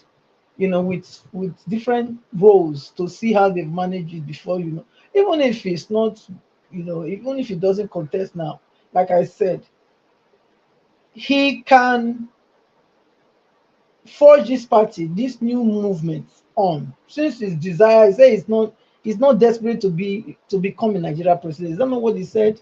So if that's the case, and he has the key, he has the solution, he has the vision.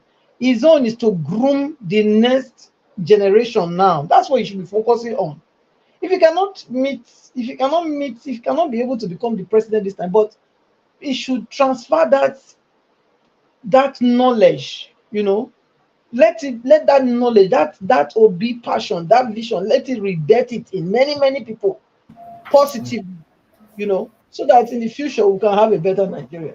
So that's what I will ask him to do, which means he can head the party, and he can be giving directions as to what the direction party will go, and then get training for those that will hold key positions, and those ones will train the other ones coming as well, so that everybody will go in the same direction. That's what I Thank you. Thank you. Thank you, Madam Patricia. I thank you for saying that. You said money brings out the real character of a man. Yes, it is money. No matter how good a man is, how he displays himself, how he tries to be good, whatever, if he has not been tested with money, no wonder Jesus Christ said, you cannot worship God and mammon. In other words, you cannot worship God and money. Thank you. Thank you very much, Madam Patricia. Mr. Abdul Malik, are you there? Yeah, good evening once again. Yeah, please, 4 minutes. You have the floor. I'm here. Good evening. Nigeria government, you guys should find another means to be exporting another product apart from oil. It's only oil now you guys depend on. That's why dollar is depreciating. There is no any other product now you guys are exporting. Only oil. That is how you get dollar. How can the country grow? And we have many things that can give us money. We can export, but you guys cannot do it. If you guys don't have brain to do it, I don't even know. Why can't you do the right thing at the initial time? Look at the country is going down every day. You don't think about it, you don't reason about it, you don't debate about this issue in the national, in the House of Rep, House of Senate. You are debating how to change national item. Opal Grousey. Is it Opal Grousey our problem? They debate how Nigerian economy will start reviving, will start booming, will start coming back. As far as 2000, where Obasanjo was there. Look at today, now Nigeria is going down every day. Just because the people we have in the leader, they are not governing us well. They are very bad. They don't have idea to move the country forward. And we have what it takes to Nigeria to be better every day, not to be depreciated every day, it declining every day. Everything is just scattered, nothing is working, nothing is going. If Tinubu today give Nigeria electricity, 24-hour electricity, the name will be in the record. That also president came and he gave Nigeria electricity 24 hours. Why can't you do that? It's not a rocket science to do it. But why can't you do it? Look at how Europe, how Western world they govern their people. Any person that comes in the government, he must make sure he do one thing so that generation will come and meet that thing that he did. But why can't you do this thing? Why Africa? Who do all those things? Why are we like this? We don't like ourselves. There is no unity, nothing, not hatred everywhere. Why can't we do the right thing? Today, even though you gone today, there is nothing you will left everything in this world. Nothing you take along. You will leave everything. Like we Muslim, only. Mali, please round up. Okay, we Muslim only white cloth that you use to wrap you and bury. Why can't you do the right thing? Even though you have heaven and earth today, thank you very much. We will not get everything. Thank you very much. Thank you. Thank you very much, Mr. Abdul Malik. Thanks. Can you hear me? Back. Yeah, we can hear you now. Finally. Hey, Mr. Fiem. Mr. Fiem, next time we have that problem, log out and log in. Na conspiracy. There is no conspiracy, it's your gadget. Oga Fiem, not be conspiracy. When you have a problem, log in and log out. Don't worry. Now China thing, you go buy China headset now. Black Panther handed. You see, Black Panther handed. That's why he quickly sent China. Black Panther hand the day inside. That's why he quickly sent China. Okay, now Black Panther hand they attack you. Okay, now Dr. CM, the floor is yours.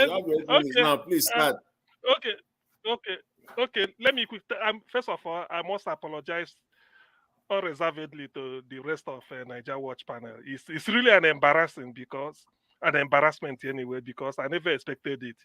Back in the, I can hear you people speak. You see my picture, everything, but if I speak, it doesn't go out. So I have to start troubleshooting until sort of rebooting the system.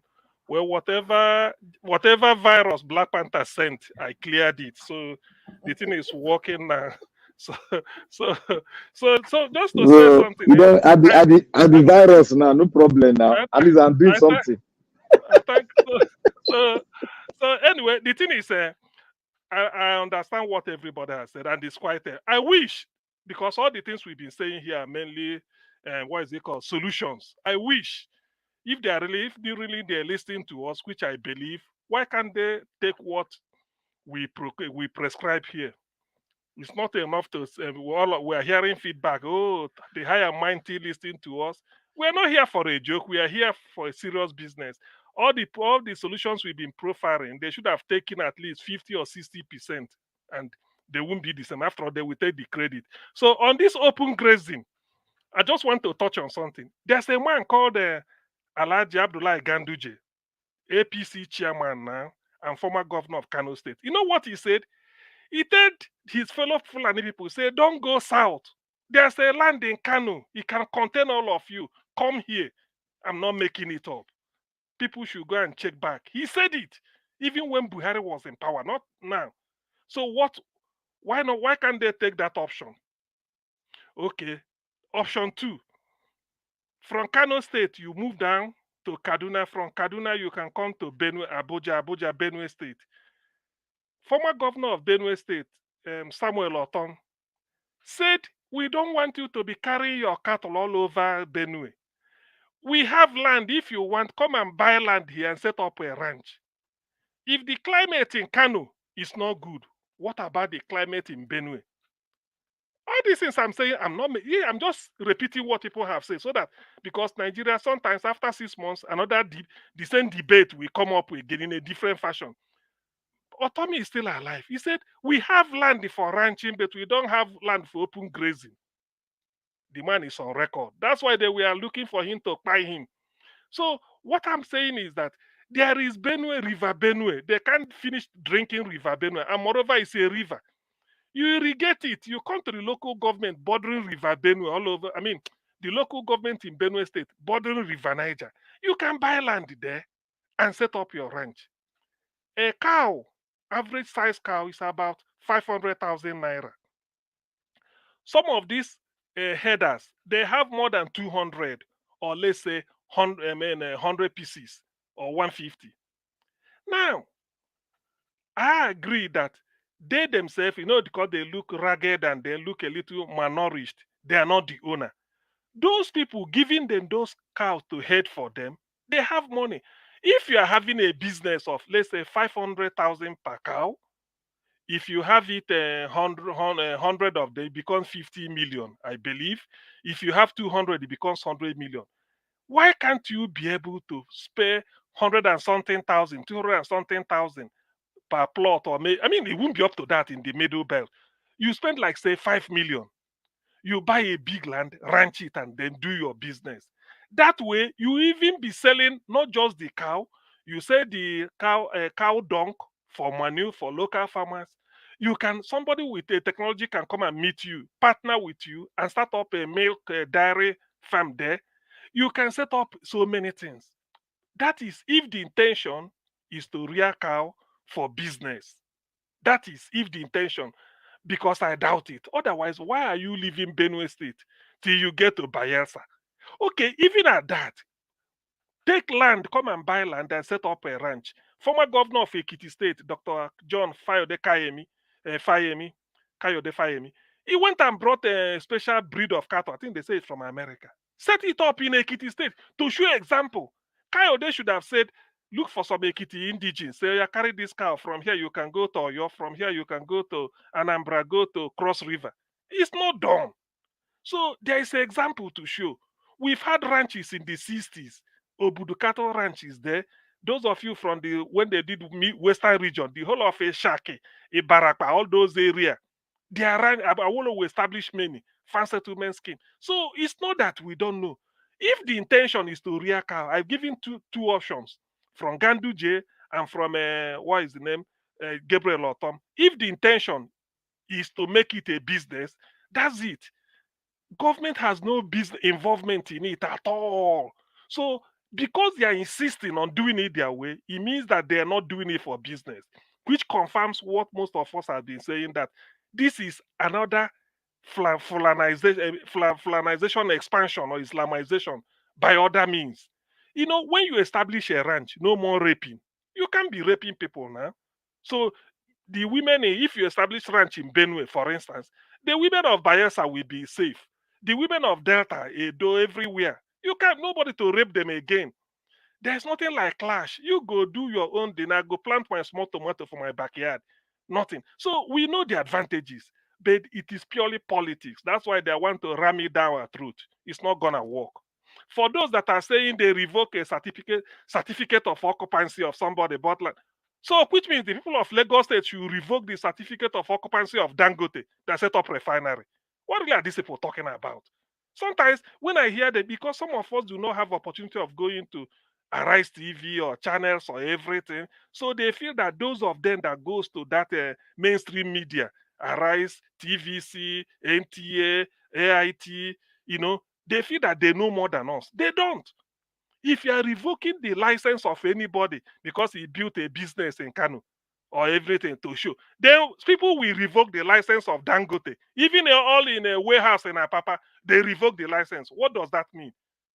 So you see all these things. People should not, let them not play on intelligence. Islamization, we say no to it. It's only in Nigeria they drive cattle from. Is it not a shame? They drive cattle. In my local government, let me say, for those listening, I'm from Anambra State, Agwata local government. There's a town called Umuchu, UMUCHU. One billionaire there who wanted to be governor of Anambra State was contesting. He opened, they call it Orient Farm. Go there and see cattle. It's not, if nobody is driving it from Anambra to Bayelsa or drive it from Anambra to Edo or Auchi. Nobody. He opened the ranch. So if we are saying ranch, there's an example. If need is for business, they know what to do. So I think we had enough of that. That to round up on this, Gandu made the suggestion. They don't want to take it. Gabriel gave them, they come to Benue with Ireland and set up a ranch for open grazing. No, why is it on open grazing? They now want to say cattle. They should stop that nonsense. If they don't want Nigeria, please let us dissolve it and go each other's way. This is insult. Bringing this type of cattle at the national, at the Hello Chamber of National Distance, where they're making better laws. Are talking of cattle, so they know what to do. Then as for single time, oh, it's my time off. Okay. Sorry, I didn't. Okay, you have 30 seconds, Dr. CM. You can round up, please. Oh, okay. Okay, let me round up. I think that is even the best one. So on this single term of single presidential term of 6 years that Tinubu is proposing, you see, I will support it on one condition: Tinubu should not be a beneficiary. Let him do 4 years and go. Technically, the forged certificate he used was to apply for a 4-year job for 6 years. You see? Technically, I say technically, the forged certificate he used was for 4-year job. Try to take it to 6 years. He said with that same forged certificate, no, it won't work. So let him do his 4 years and then go. If he survives it up to that, I wish him well. Let him do it and go. Then the next incoming president we now start this whether it's 5 years or 6 years or single term, and they rotate it according to geographical stuff for now. Okay. Thank you, Jonathan. Thank you. Thank you very much, Dr. CM. Thanks for the submission. Oga Jonathan. Yes. 10 seconds, please. Yeah, just go ahead. See, the Mr. CM and everybody, please go and get a copy of that constitution that was brought in and start studying it, because they are going to be chipping it in one after the other until they bring the full file, the full report. So please, because what I want to say something else again. Do you know that everything that Obi spoke during the election, the Burkina Faso president has already started working on it? Everything. He didn't even leave one bit. He has started working on it. He has started working on defense. Now Burkina Faso has a defense platform. And if they use that platform, they can monitor the entire West Africa within 48 hours. They got that system from Turkey. You see, that is what we are talking. Technology, they apply technology. They are not increasing military, but they are applying technology.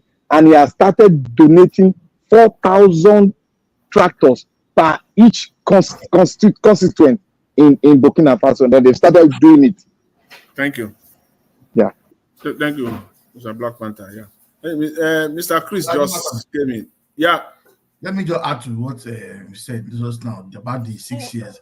You see, the 6 years they are trying to bring in, Tinubu is trying to break records left and right, trying to be the first to do more than 4 years.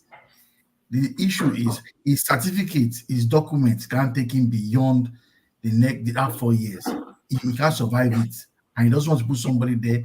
That's why he's pushing this agenda, and I believe it will not work. Okay, thank you very much, Mr. Mashala. Mr. Chris, I think you are just joining us, Mr. Chris. Yeah, I think it's Mr. Ferreira's. Actually, I think it's Mr. Ferreira's turn. Mr. Ferreira. Mr. Jonathan. Yes. Mr. Jonathan, please give Mr. Chris only 2 seconds, please. Not more than that. You said, let Mr. Chris talk. Okay, Mr. Only Chris. 2 seconds. 2 seconds. Okay. Let me use the 2 seconds to say good evening, Chair Lady, Madam Patricia. She be fear now. She don't join Agbado. Okay, Mr. Chris, the floor is yours. You have your good evening, everybody. I'm sorry for coming late. At times these things just happen. Good evening, Mr. Ninja Watch. I cannot see you here, but I know you are definitely behind the scene, putting things in place. Thank you for the opportunity and giving to me to be part of this national discourse. And good evening, everybody on the comment section. I greet you especially for the job you are doing. Like I said, you guys are the social media vuvuzela of this platform. And Mommy Diaspora, thank you for the combined job of Messi and Ronaldo that you are playing in the comment section, combining everybody together and coordinating the affairs there. And the people on the panel with me, good evening to you all, and Nigerians and every other person listening to us all over the world. As for me, I think it is quite important that this constant Sowore lambasting Peter Obi, it's becoming, well, I don't know. I just think that Sowore is returning back to the default setting, and that's the tribal setting, because I don't see any reason why his problem is Peter Obi at every point in time. There are so many things that are wrong with this country that Sowore is supposed to be focused on. Peter Obi is not the president. He's nothing. Is this not the same Peter Obi that Sowore wanted to work with before? He wanted to work with Peter Obi before. Then he didn't remember that Peter Obi was from PDP or he was from a corrupt political party. We remember what happened in his own political party, the AAC, all the court cases and everything, but people still believed in him. So Sowore should leave Peter Obi alone and focus on what is going on with the country. There's injustice, there's bad governance, there's maladministration everywhere, but Sowore doesn't give a damn. All he just wants to do is to keep attacking Peter Obi. I've told him he can't do this alone. If he really means well for Nigeria, he should join forces with every other person that mean well for Nigeria. You cannot be an all-knowing politician. You can't do it yourself. And moreover, where is that place that you find everybody is a saint? It's not possible. What societies strive for is to get the good people to be in charge of affairs. There will always be bad people in every society. There will be bad politicians. But the most important thing is to ensure that the good ones are always in charge of everything that's going on, so that whoever commits any crime will be brought to book. That is what we are saying. You cannot find that political party or that politician that can do it all alone by himself. And the earlier we get that into our skull, the better for all of us. The better for all of us. How many Saint Obi do we have? How many saints like Peter Obi do we have? We've all been in this politics since 1999. How many people can you actually point to that are actually like Peter Obi if we want to be reasonable and sincere in our quest for good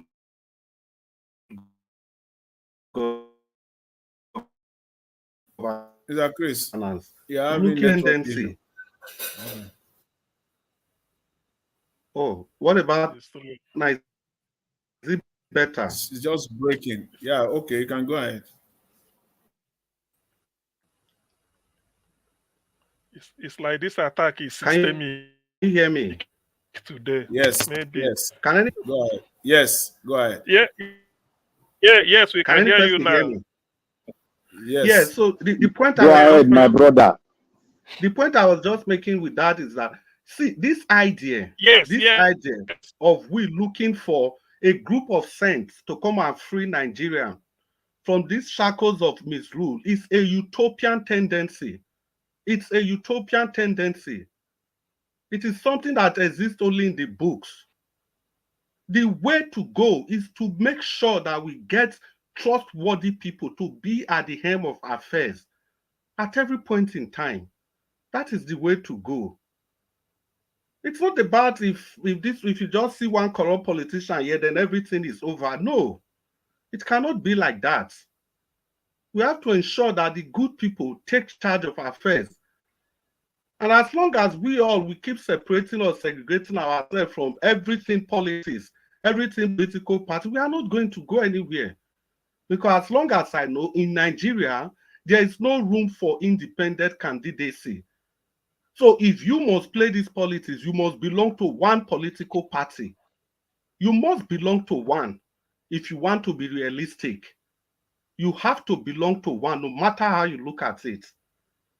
So that's just that. Then for the Obidients, I don't quite understand why we keep telling the Obidients how to react to bad governance. There's bad governance going on everywhere, and why should people always tie the actions of Obidients to Peter Obi? This was the basis that Professor Wole Soyinka used in attacking Peter Obi. He had to come through the Obidients because that is what people are doing. They cannot find things to directly link with Peter Obi. So what they do, they come through the Obidients. Was Peter Obi there when this same youth, when they organized NSAS? Peter Obi wasn't there. These are just disgruntled Nigerians. These are youth that are dissatisfied with the way the country is going. So they've all come out under a voice, and they've made it clear repeatedly that they are the ones that are contesting the election through Peter Obi. Is it not the same Obidients that were even warning Peter Obi? They were warning him that if he doesn't behave to type, they are going to deal with him. It's there, and nobody remembers that. It's only when the Obidients are attacking every other president, they keep saying that it's Peter Obi, it's Peter Obi's making it. It has nothing to do with Peter Obi.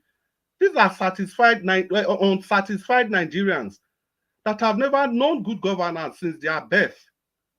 Imagine a child that was born in 1999 when this democracy started. That child is about 23 years old now, or 24. This is a child that has not known anything like good governance. If you stretch it further, add 10 years to it. So a child that was 10 years when this democracy started is now 34. So this person has not known anything like good governance. So you cannot tell them, you cannot dictate to them how they react to issues affecting their country if we even have one.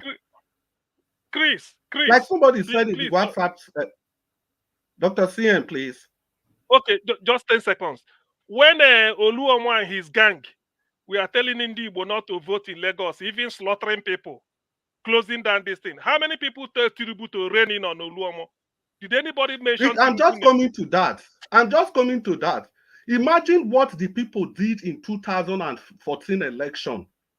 The names and everything, they called Jonathan, they carried his coffin. They called his wife Hippopotamus. Nobody ever tied these rampant youths to Buhari or Atiku or to any political party for that matter. Nobody did. So why does it have to be Peter Obi at every point in time? And I see some well-meaning people, all in the name of being politically correct. They want to tell the Obidients how to react to issues. Was it Peter Obi that drove Sowore out of NSAS protest in Abuja? Was Peter Obi even in PDP then? Was he even in Labour Party then? Sowore went to NSAS protest in Abuja and he was roundly rejected Because people still remember the role he played in 2015. How has that got anything to do with Peter Obi? How? Sowore should just come out from his tribalistic shell and let us know where he stands. Come on, how can you do it alone? Who is that sense? How many states can you gather? Please round up, Mr. Chris.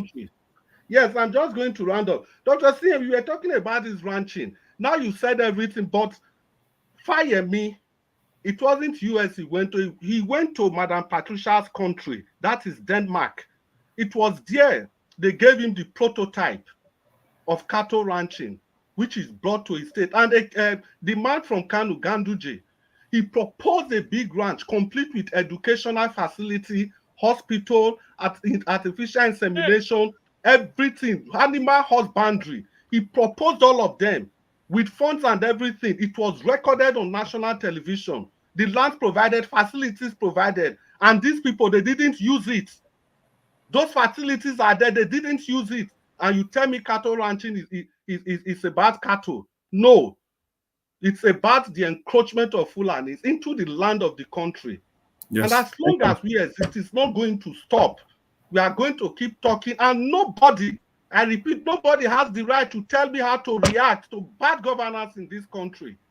Please. Thank you, Mr. Chris. Good evening, and thank you, Mr. Jonathan. Thank you very much, Mr. Chris. Thanks for your submission. Yeah, give us our mandate. Mr. Give us our mandate. Yeah, just coming in. Can you hear me, sir? Yeah, I can hear you. Okay, I didn't just come in. I was thinking that if the man on the fence is here, I can talk. Okay. I can address him. Oh, okay. Because all right. I don't know what he did. I showed my camera several times. Okay, please go ahead. Please go ahead. He let me and then pick Mr. Chris and brought Mr. Chris in. When we talk, I'll address that. But thank you very much. Wait you say I do. Wait I do you. You see my notes. You see my notes. Can you be the man on the fence? Can you be the man on the fence? He give us our mandate to bring Mr. Elvis out. That what you say. You read election. Now my body they get power. He took him to bring you out. Then they get you. So at least, but thank you very much for that question. What I'm saying is true. Well, thank you very much. Greetings to you. It's your time now. The panelists, thank you very much. I appreciate you, Mr. Jonathan. Thank you for all that you do. And to the panelists, greetings. From the diaspora, I greet you. Greetings to everyone. I give him 2 minutes. 2 minutes. It came late. 2 minutes. No worry now. You're on at 2 minutes. Mr. Jonathan, it's 2 plus 6 now 8. So you want 2 minutes. Mr. Jonathan wants 6 minutes. So 2 plus 6 is equal to 8 minutes. So thank you very much, sir. On the issue of the ranching, right? If ranching was actually their core business or what they intend to do in Nigeria, then taking of lives, red oil would have been appalling to them. But just to show you that these guys are not in any way for ranching business. They actually want to have a settlement in Nigeria. Look at the history of Nigeria, for example. Look at the terrain of Nigeria, for example. Hardly you can see anywhere Kofu and settlement or their homeland. Maybe there's anyone can bring that to me. Even in Daura today. So it is hard to say, okay, for example, now if you go to maybe a corner in Oyo State, you can say, okay, these people they own this place. You go to Ibarapa, for example, like you see, and say, you know, if you go to Shaki, you know who owns the place. Go to Bini, go to Joseph, for example, you go to somewhere like maybe the different suburb and the sublets. You see people, the indigenous people of that place. So their intention is not on the business. Their intention is to see how many places they can actually have their settlements. Okay, for example, now the Ekiti State, where they buy those 2 kings. You know, somebody came out and then told them and said that old man came and said, we told you guys, don't vote for this person. Don't vote for him. We told you, don't vote for him. But this king, they said they came and said, "Go, let's vote for this person."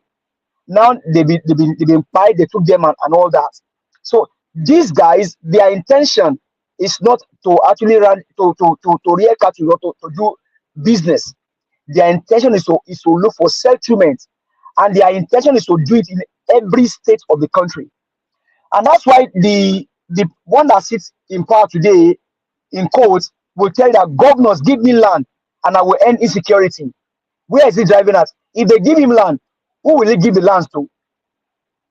So that would have been part of the bargain that he has with them, and they did all of the evil they did, and they rigged the election. Because he keeps saying, give me land and I will end insecurity. I don't see how the issue of land correlates with insecurity. No. When there's insecurity, you are just in this insecurity head on. You don't say, give me this and I will do this. No. You don't do that. So their aim and agenda is to have as many settlements in Nigeria as possible. And because they believe that their father was in power, they couldn't achieve it. They can use somebody, maybe from the southwest, to achieve it in court. Because I don't even know that. I don't even believe that this person in question that sits as the person today in court is from southwest. Because up until tomorrow, I keep saying it. Where have you seen? We have this in Agbeji, where they celebrate, okay, this person, our son is the president, let's celebrate him. You can't find any. So, Nigerians, let's know what our problems are. These guys are there for grab. They want to have as many as possible settlements, and they can do that by intimidating and by finding people. If cattle rearing or cattle business is their business, red oil and destruction of land and property would have been appalling to them. But that is their agenda. That is their main aim. Over here in Texas, for example, if I in some neighborhood, in communities where people live, you see them have little ranch. They have little ranch in places. You don't see the cows go around. No. Maybe one day, one can just pass around where I used to pass. I will just show you where you see cow, you see horses in little ranch. Neighborhood where people live. But these guys, they know. The senators, the legislators, they all know. They know what their aims and agendas are. They are only deceiving Nigerians. But we need to arise and take them headlong.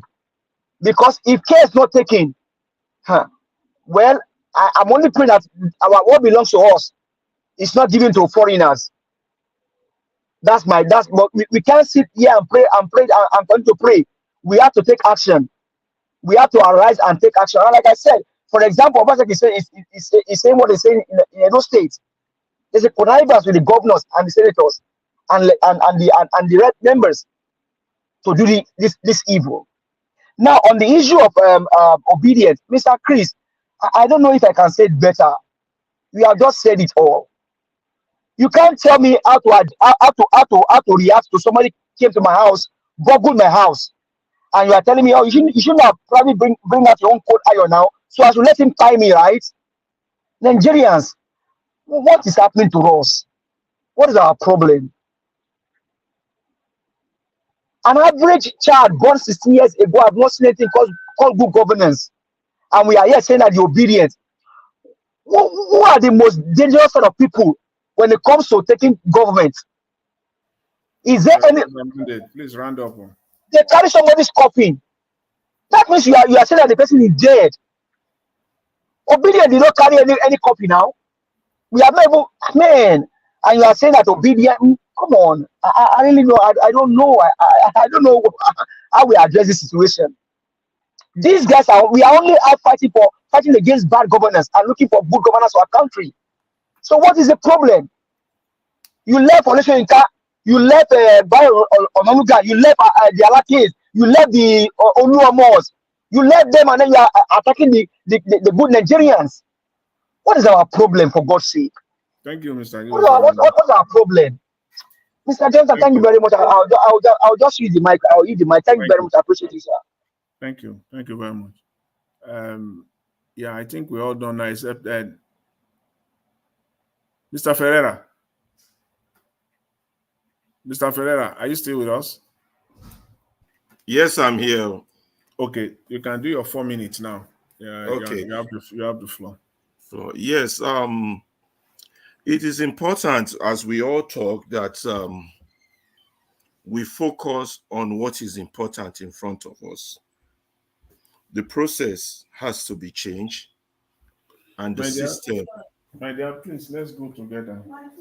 Has to be changed. I can hear background. Can you hear me? Yeah, the process has to be changed. Now, the challenge here is getting everybody on board on understanding what the problem in front of us is and how we go about it. For me, personally, I would prefer the obedient to stop reacting and start mobilizing. This is an important aspect to this struggle that we face in front of us. If you keep reacting to everything that happens to you on the road, you will not get to the destination of where you're going. I think that's an African proverb. The challenge for me that I see before Obi himself is the fact that he has to find the key to the mobilization of the indifferent. What do I mean by the indifferent? Those that have been disillusioned by the system, those that have been beaten down by the system, those that do not believe anymore in the democratic process. And he has a medium and a podium and a microphone to do it. You understand? The more he continually tries to seek mergers with criminals, the more he diminishes himself. And the more his supporters and followers continue to react to the likes of Sowore, the more they also are losing focus of what the battle is. Everybody has to be focused on what is in front of us. We have to bring down this system. I would have preferred we have a movement called Nigeria Cannot Continue Like This. And on a daily basis, we announce as our number is growing. And when we get to that critical mass that Dele Farutimi talks about, then we can make political demand or move into the political party sphere to demand a change and to let it know to our opponents that if they want to snatch it, grab it, and steal it, we are equally going to engage them in that rule of engagement. Anything short of this is a waste of time. Nigeria will just be that 1 year wind, we 1 year they blow for 1 year corner. All this Labour Party drama, Aribambi, Arabambi, Afure. Personally, I think Obi should dissociate himself completely from that. Move more into a movement space like they did in South Africa, like they did in Senegal. All these reactions by Obi, they can't tell me how to react. We need mobilization. Obi needs to find a key to the mobilization of the indifferent, not to be merging with the criminals, the mega criminals, the mega parties that we already know. We need to make it point clear to them that we are coming to destroy them. And we stand differently from what they stand for. We cannot play with their rules of engagement. But that's just my own opinion. I don't know much, but I still think Sowore is playing it wrong. Obi too is playing it wrong. Thank you. The Obidients are playing it wrong. Thank we all play it right, we are not going to have a result. All right. Jonathan, please, sir. I have somebody on the phone. Please allow me to take it. Thank you. Madam Origin, thank you very much, ma, for calling in. Good evening to you. Please talk to us. Hello, all my honorable people. I'm just sitting here enjoying every submission. Please accept my accolades, clap for yourself. Everybody is doing wonderful. And Mr. Jonathan, thank you for, stepping in for Mr. Nigeria so he can have some breathing space. Thank you, everyone. Thank you, Mr. Niger Watch. Thank you, Mama Diaspora. Thank you, all the panelists. I come here to encourage you. Please, Mr. Jonathan, this is for you. You're going to, of all we discussed today, you see how I say we, because I shouldn't have said anything except that this issue of minimum wage was not addressed, which I know a lot of things were talked which were important. But why I want us to, all the financial gurus here, to pay attention, maybe tomorrow or next Mr. Niger Watch, to talk about it more in depth is, as we are speaking, Labour is not accepting what the federal government is giving, and federal government is not accepting what Labour is giving. I hear that the principal parties have jacked. I don't know if that is true or not. But my question is, a lot of people are talking about this, they call it starvation, poverty wage. And then we need to also add and bring to table. Until they bring to table, I think this needs to be addressed now that it is a matter of negotiation. Every salary needs to be brought to the table. Every federal government person, from the national to the senators to the governors, they need to bring every wage to the table so it can be adjusted, because what we want is best or first among equals. There is no Nigeria that is more Nigerian than the other. If these people qualify to get 60,000, then we need to address the 30 million naira that the senators are receiving. Okay. And then let them approve, talk about it. Maybe this is an opportunity to fund these people so that we can start afresh. I don't know if I made sense, but that's what I wanted to chip in. God bless you all. Thank you, Madam Origin. God bless you, ma'am. Thank you so much. Anyway, it's a wonderful suggestion, but I'll leave it for you guys on the panel. Mr. Jonathan, please go ahead, sir. Thank you, sir. Yeah, thank you. Thank you very much, Mr. Elvis. I think we only have Madam Milena. I don't think she's still with us. But I just want to respond quickly to Mr. Ferreira. Mr. Ferreira, I really don't get your position. It is like you are neither here nor there. You are making a good point, but you are not really articulating. I must say that. You said we should stop.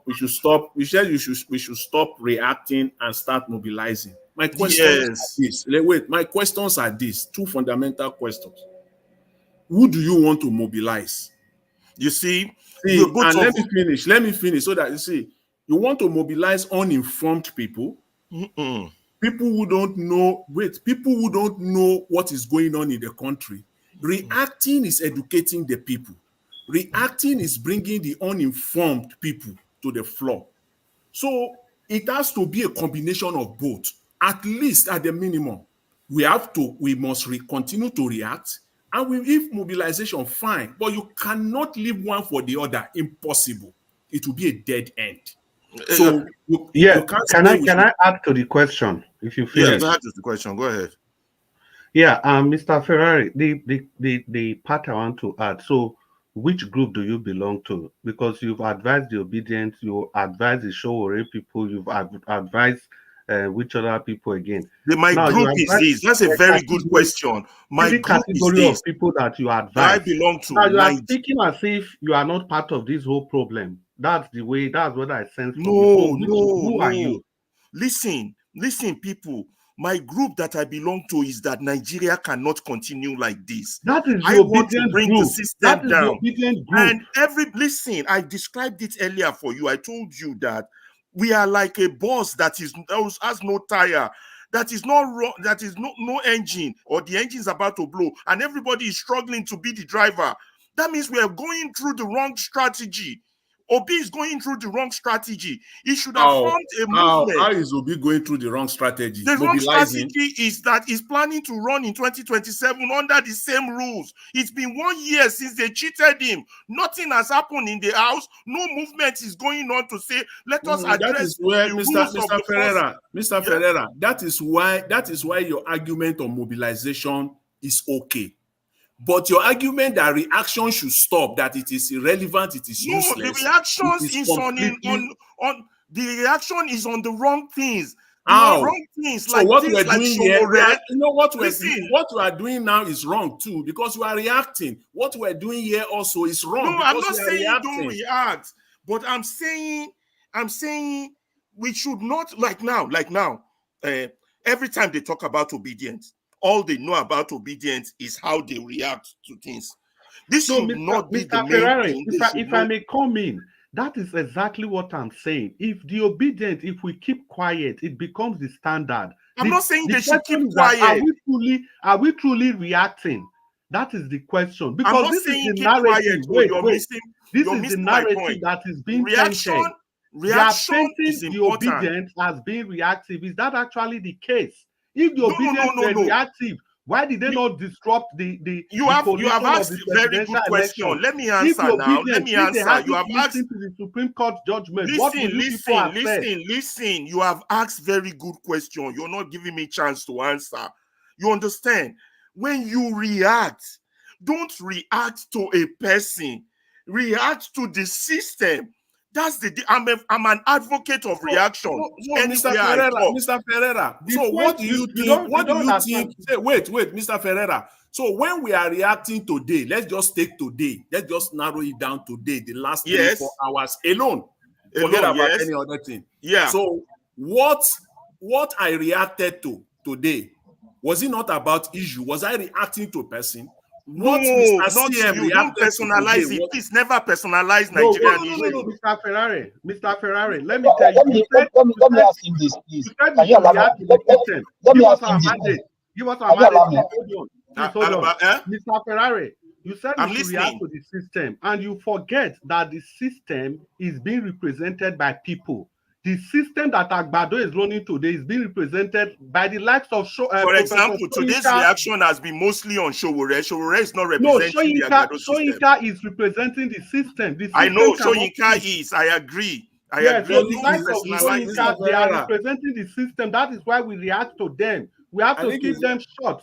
Because like I said, the vast majority of youth that you have today that are 35 and below, these people, they don't even know what good governance is. They don't even know the history. Yes. They don't even know that Okay, all right. Okay, give us a mandate. I'm ready to answer every question, but let's take it one by one. Okay, give us a mandate.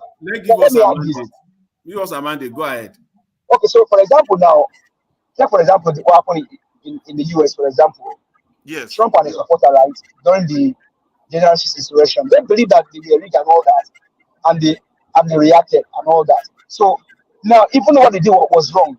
Do you think what they did was accurate, even if with all they did, going to that place and then say that my parents did this and all that? What can you say to that?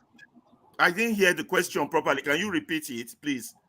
It's just like comparing the Obidients and the Trump movement and the Trump guys, right? Now they said they were rigged, right? And because they didn't want to fold their hands, they went, even though we believe that what they did was wrong.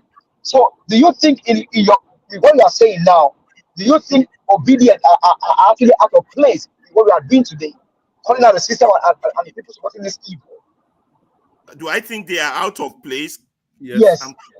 Out of place with what they are seeing today. Is that what you're asking me? Yeah, with what we are saying, and then with all that we are saying to the people, with the system, and then my view is this: I believe that the Obidients are focused on individuals. Our problem is not individual. Our problem is individual. Which individual? Sowore, for example, Sowore is more relevant in the cause of Can I say something to Mr. Ferrari? Mr. Ferrari, please. Can I say it loud and clear? I'm no. That's the way you don't know me. Don't even go there. You don't know me. Just can I say something to Ferrari? Yes, Mr. Jonathan. Mr. Jonathan. Jonathan, let me address what Jonathan just said. You see, that's the problem of Nigeria. My teeth is better than your teeth. Every time we try to make a point that it's the system that's a problem, you point finger that you're saying it because you are a supporter of this. Can I say something to Mr. Ferrari? Mr. Ferrari, Mr. Ferrari, you see, Mr. Ferrari, are you a lecturer? Yes, I am. Okay, thank God. Yes, I know where you are coming from. You see, Mr. Ferrari, there's one thing you must know. We are human. We must react to anything. And there's no protocol when you are going through an issue, the baddest issue in the land. There's no protocol. Human beings got to react. Now, we are not yet organized like what we needed to be, but we are being organized gradually. And in your reaction, our reaction, we have a right to juxtapose an individual to react to whatever he has said concerning the ideal we are fighting as a group towards that ideal. We must react to what is said that is contradicting what we believe in. So when we react to that, in that reaction, I agree no. Look. If you are driving a course, yes, emotion is bound to occur. I agree. And emotion, you cannot be in control of emotion. You cannot be in control of it because on logic. I agree with no. See, logic is meant for when a system is okay but not perfect. Then you cannot use logic to do it. But this system we have is deteriorating and is dead. There's no logic there. We know where we are going to. We know where we are coming from. So there's no logic there. We have to face it the way it is. And if anybody comes our way, we have to bring that person down to get through. That is what it is. So there's no gentleman in it. Yeah, what if even though you disagree with that person has one or two points that they are right on? You won't even look at that. Let me say this. See, the lady that called, Madam, the last caller, I just forget the name now. Sorry. You know, she made a Madam Origin. Madam Origin. I never give my submission. Yeah, Madam Origin. Oh, Mr. Odua. Okay, you will go ahead now. See, Madam Origin talked about the minimum wage. There is no way now. If you are going to talk about the minimum wage, that you will not mention names attached to it. Any subject matter that you pick, you cannot handle that subject in isolation.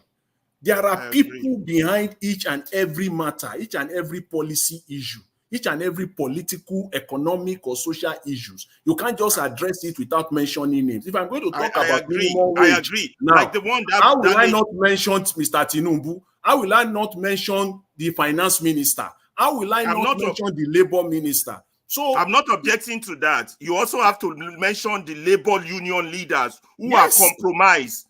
You understand? Yes, you have to mention them. So, I agree with you on that one.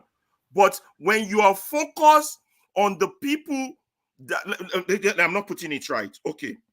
We all want Nigeria to be okay. We are all not on the same level, right? That's why there are all these different political parties. You understand? Now, when we, for me personally, I'm not a supporter of Sowore, as Jonathan has alluded. That's a very wrong perception when you look at me when I make my argument. I'm a supporter of Nigeria cannot continue like this. My argument is that Sowore's strategy is wrong because he's focused on self rather than the system. You understand? And Obi's strategy also, to me, is wrong because his too is focused on driving rather than the system. So I'm attacking both. Don't get me wrong. What I'm saying is that for an Obidient to adhere me, I immediately become an enemy because I raised that point. From day one, I have been championing that I wish Obi would turn this golden opportunity into a massive movement where we can use it to mobilize Nigerians that are indifferent.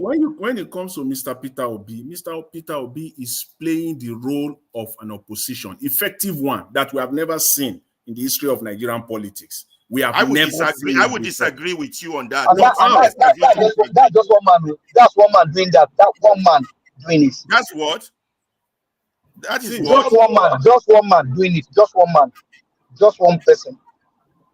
He's the only one. He's doing the Mr. Peter Obi is, as a politician, is playing the role of an effective opposition.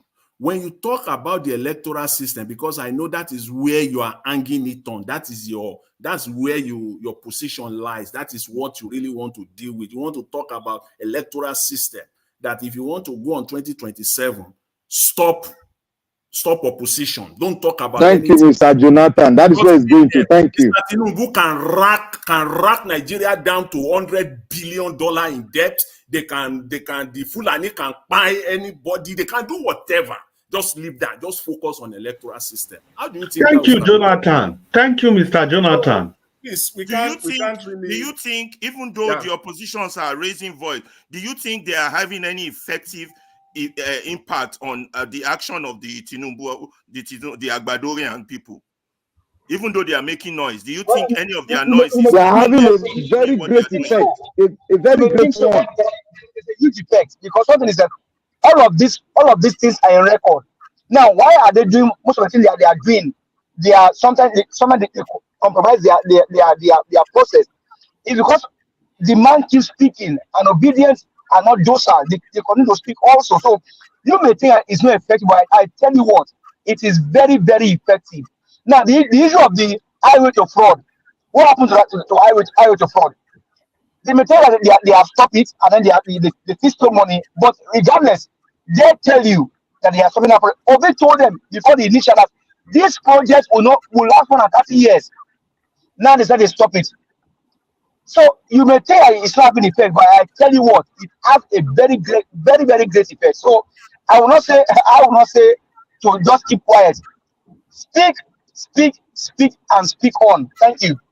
And if I may just add, Mr. Ferrari, the point we are making is this. You remember in Buhari's campaign in 2014, prior to that election, Boko Haram actually nominated him.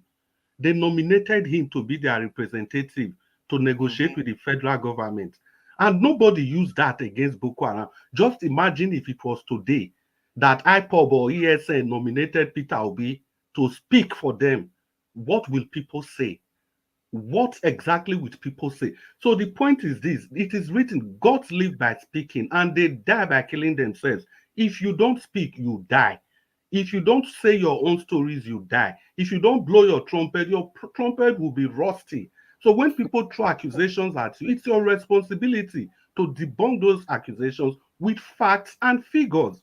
That is what we are doing. And if you look at all these things, the Obidients, they never start any of this controversy. Never. I agree with you, but my fear is this. Listen, my fear is this.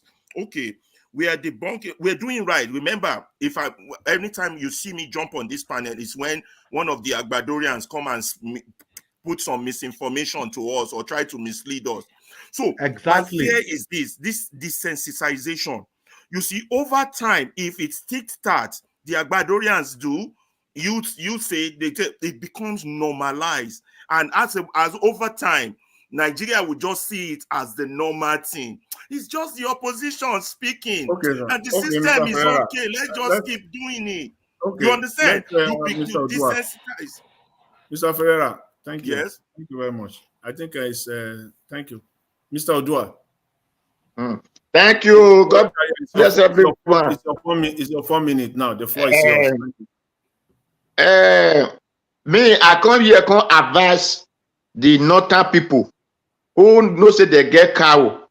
They should go to Libya and learn. Everybody when get farm for Libya getting old way. When they grow grass, when they spray grass, when they grow for ground. Libya na pure desert where tree not they germinate, but they plant tree by themselves. Use that water where they bring come out from the farm that way. Till they wet the tree, then the tree go come carry shade put. They'll use and spray the ground. The grass go grow. Their llama go the chopper. Their llama no they come out from their farm go another person farm. So for them to the think say every land they must give out to them, or they get right to go, their llama go eat another person farm or property. It is still the same duty of that person may kill that their llama may chop am, because llama na meat when people they chop. So if you can't destroy my property, I go kill the llama chop. So for them not to be killing their llama, may they keep am for their north. We don't need them for south. If we need them, we'll go there, go back. May they put am for farm. We never say may they put am for people house for the north. May they carry and go farm, go dig borehole. The money where they collect for Senate, it need to drip better big borehole. When we say it go be like reservoir, the hole when you even go ground, go be like the reservoir tank self. Not to talk of the reservoir itself. So if they do it for all their villages, all their local government, they know they just say grass, not they grow for their side. Because people are not they complain about grass and their land are desert. Because they use the water when it come out from inside ground. They collect money for borehole, they collect for Niger Delta oil, they collect money for cocoa, they collect money for timber, they collect money for cement, they collect money for everything when it come from Niger Delta.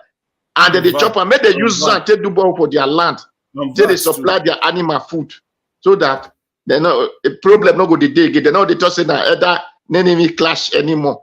So now that one be the advice when I say make I give them. Thank you. Thank you very much, Mr. Odua. Thank you very much. Mr. Elvis. Yes, sir. Yeah, you are here. So, Mr. Okay, Elvis. everybody have given their submission, right? That's correct, Mr. Elvis. So you can. Thank you, sir. Thank you, Mr. Jonathan. Thank you very much. I appreciate it. God bless you, sir. Thank you so much. I thought we were doing 4 minutes. I didn't say 4 minutes. Okay. All right. Hold on. Because when I came in. Hold on. We have somebody on the backstage that has not been there before. Iwanolue Frank. Turn on your camera again. And I want to bring you in. You need to tell us where you're joining us from, because you've been on that backstage since. You need to know where you're joining us from. Can you hear me? I guess. Okay, yes, I can see that you've turned on your camera now. You're going to be put in shortly. I just want to hear from you to see where you're joining us from. Guys, press on the like button and help us to share. I'll get back to you guys shortly. Okay, let's bring you. Hold on, sir. Dr. CM. I have to hold on. Hold on, please. Hello. Frank, where are you joining us from? Good evening to you. Hello, I think the network is waving. I'm calling from Nigeria, Delta State precisely. Okay. Is this your first time? Delta State. Is this your first time? Yeah, this is my first time. No, I've been following the program since last year. Oh, since last year. Okay. Talk to us, sir. Thank you very much for joining the panel. Yes. Talk to us. You have 4 minutes. Thank you. Okay, thank you very much for the opportunity given to me to say one or two things concerning Sowore and his group.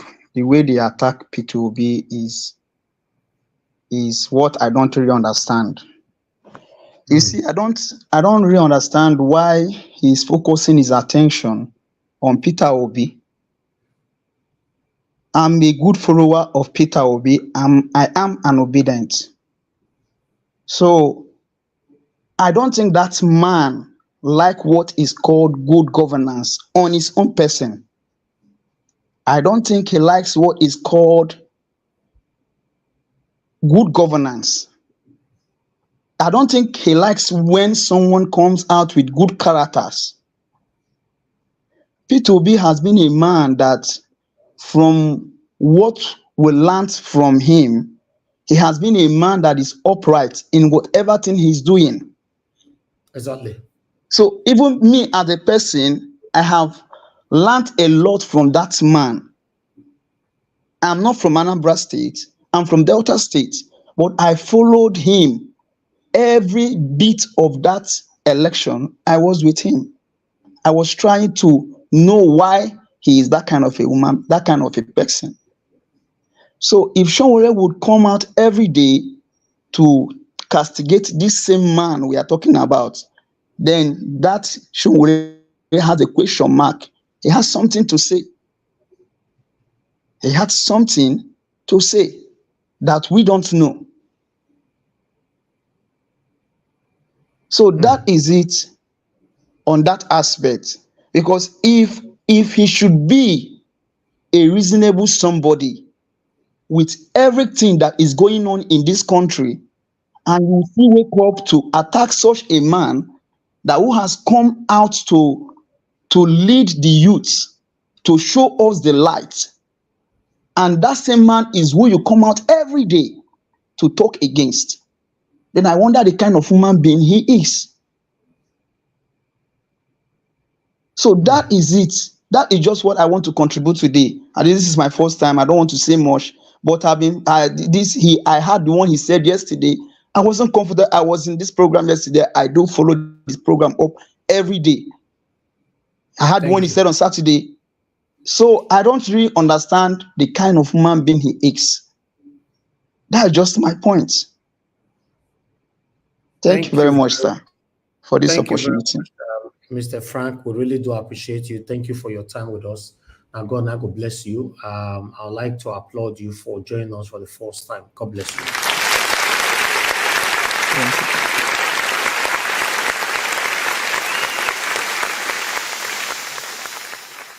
Thank you very much. We are looking forward to having you again on the panel so that you can put your voice there.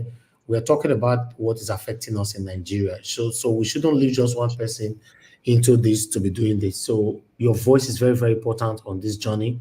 Let all of us talk and let our government know that what they're doing, is displeasing. Thank you very much. God bless you, sir.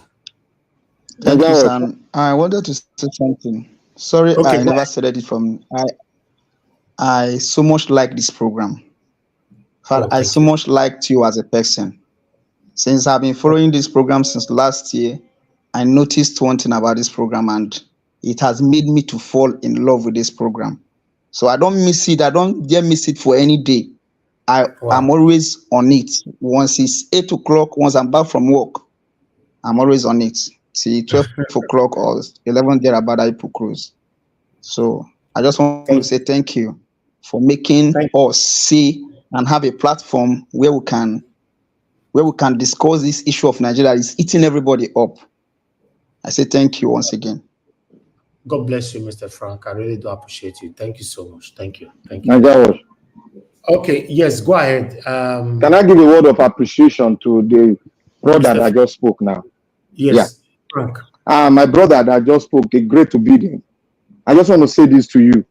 I will indulge you to please try as much as possible to be joining us on this network, because you are on ground and you give us good what is on ground. And I will say also that may God bless you for bringing those words of encouragement to many of us that are still jumping, floating. May God bless you for bringing those words. And I believe if you join us every day, you begin to educate us on what is on ground, and we'll begin to speak on it, just opposing with what we are talking on set. Thank you very much, my brother. Thank you, sir. All right. Mr. Frank is already aware. He's been following us for a while. So we are here every day, every single day, Monday to Monday, 365 days in a year, 6 p.m. Nigerian time every day. And we stay here till like 10 or 11. Sometimes when we have a heated session, we normally stay till 12 or 1 or even 2. So yes, always join us and let us continue to talk about the things that's affecting us, my brother. Your voice is very, very important in this journey. We cannot fold our arms and continue to live like this. Nothing is working in Nigeria. You and I know that. Thank you. All right. Okay. Mr. Augustine, please give your 4 minutes. Let's round up. Okay, yes. Thank you very much, Niger Watch. And then let me also secondly apologize for the poor network I had earlier today. It was an embarrassment to everybody, not just me. And I do apologize to it once again. Hopefully it will repeat itself. If it's not an just attack, you, even me myself, I was attacked continuously. I don't know what exactly. I don't know. So thank you very much. Anyway, just Sundays are like that. The chap who phoned in from Delta State, please, let me join my voice to others. Try as much as possible, please. His name is Mr. Frank. Mr. Frank. Yes, Mr. Frank. Thank you very much for finding us worthy for your attention. And as much as possible, because it's something good, don't keep it to yourself. Spread the message. Tell them there's a channel better than the mainstream media. Whether it's Arise News, whether it's AIT, TVC, whatever it is, that Niger Watch is better, because here you don't pay money to speak, and then we divide ourselves based on what you see on the day. Again, we don't manufacture news here. Whatever we are discussing here is already in the public domain. The difference is the perspective we bring into it. Because we are not constrained, we are not looking for contracts. So we won't be afraid of saying, if I criticize this minister now openly, maybe my check, then go hold am or my daughter, where one go there. No. So we don't have any baggage. We only defend the truth. So that gives us the free way. That gives us the latitude to discuss something with neither fear nor favor. The only thing that matters here is what is good for the people. That's why most of us are following what Peter Obi did, or his example. This year is Edo 2024. So maybe because of the issue today, you may not hear Edo 2024. The day it will halt, you will know that there are budding politicians. Some people you can't defeat, no matter what you try. There are some are behaving as if they are what is it called? People that voted for APC during Buhari time, they won't change. But that is by the way. So it's all fine and good here. To be honest with you, so far I have no reason to regret not being part of this panel, because the good thing is that we say it the way it is. And if you dare bring any false claim here, before you finish, some people must have Googled it, either to challenge you or to tell you to withdraw it. And if you do it severally, you embarrass yourself. So, in a nutshell, the people here are enlightened. We're done because you have to read. You have to be abreast of whatever you are saying. You'll be at your best. So I thank you for making the effort. You've made the best choice, and it will continue like that. Please spread the message. So don't keep it to you. We want to win more people over, so that we show the light here. The people will find the way, they say. On issues today, I know there's quite a lot of things, but one thing I want people to notice this. They said, I've never seen Leo Messi, receive red card. Impossible. All you hear is somebody kicked, tackled Messi. Somebody insulted him, in the field of play, because he is the person they came to watch. So if Peter Obi for 1 month, 2 weeks, he's not in the news, no accusation, nothing. If any braggart should cough sometime, they say he's obedient. Peter Obi should rein in on Obidient. He can't control Obidient. When Oluomo was giving order that people should be slaughtered, I lost my cousin. Presidential election last year was on a Saturday, 25th February. They were prevented from voting because they were Momachukwudi. Okay, we've ended. 26th was Sunday. On 27th, business started all over Lagos. They were forced to close their shops at a Ladipo market, Mushi. It was where they stabbed my cousin, through the throat, the trachea, and they ran away. We lost. How many people has told Tinubu raining on this thing? Even when Bayo Ononoga, who is working for Tinubu, put in black and white that Ndibo should never be allowed to vote in Lagos. That is, they're interfering in Yoruba affair. Did anybody tell Tinubu, sack the man, raining on him? He's not good. He's not this. But it's only thing they talk of Peter Obi. So because of what? The guy is so immaculate. Though he said he's not a saint, but I've never seen, he's the only Nigerian politician since records began, since 1914, that has said, go and investigate my past. If you see anything, bring it up. I will stop campaigning. Till today, it's a challenge nobody has ever done. Till today. So why shouldn't I support him with all that I have? And why don't you think people will say, look, because it's not like them. All these things Sowore are doing, I don't look at. You see, Sowore is just pure jealousy and envy. Sowore has got nothing. I once made a suggestion here. I said, Sowore, you are the president on a Monday. By Tuesday, you take IBB, Abdul Salam, Olusegun Obasanjo, President Jonathan, all those, maybe 20 of them, and then dump them in prison without trial, and all of them vomited maybe 10 billion each, giving you about maybe whatever 500 billion. By Wednesday, what happens? What is your agenda? What is your project? Now you've gotten IBB in prison, everybody in prison, yes. Is that what we improve the educational system in Nigeria? Is that what we improved in? What is it? So where's your plan? Forget about it. We know they stole. Why not say rule of law? You are talking of who to put in prison. When you see a president, somebody saying, I will jail this person, that person is a dictator. You don't say you jail. What you say is that if I become president, whoever eating Nigerian money must vomit it through the rule of law. When you say it like this, intelligent people will understand that. You will tell people, look, in fact, what you even say is that you tell Nigerians, now if I become president, the next 24 hours, I publish advertorial. If you have any evidence on anybody, bring it up. That way we respect you, and not that you will put this person in prison. You don't do that. You can't do it. If when you say it, you're already a dictator. You put this person in prison. Okay, after putting him in prison, what happens? Will that improve the GDP of the country? Is that going to bring macroeconomic stability? Is that going to bring inflation down to single digit from 9%, maybe towards 1%? Is that what will bring the interest rate down? So there are a lot of things. Somebody is speaking, but I don't, Nigeria, illiteracy level in Nigeria is so high that, if you tell somebody this is 6, and then half a dozen is bigger than 6. They will say, oh, good, good, good. So nobody knows. That's why they listen to him. But all those things, that's why P2B doesn't even reply. Sure, if you have a problem, you know, there was a time he was saying P2B. People forgot that 2019, Sowore was on the ballot. P2B was just a VP to Atiku. 2019, Sowore was on the ballot, meaning that either Buhari, who got re-election, or any other person, all of them, can be president. Sowore was rigged out. What did he do? I always say it. What did he go on the street the next day? Did he? He did not. Then he kept quiet, but now he's trying to prescribe something. They started then SARS from nowhere, no leadership. Somebody said that he went to Abuja, they drove him away, said no leader. So why do you want to cash in on somebody's effort?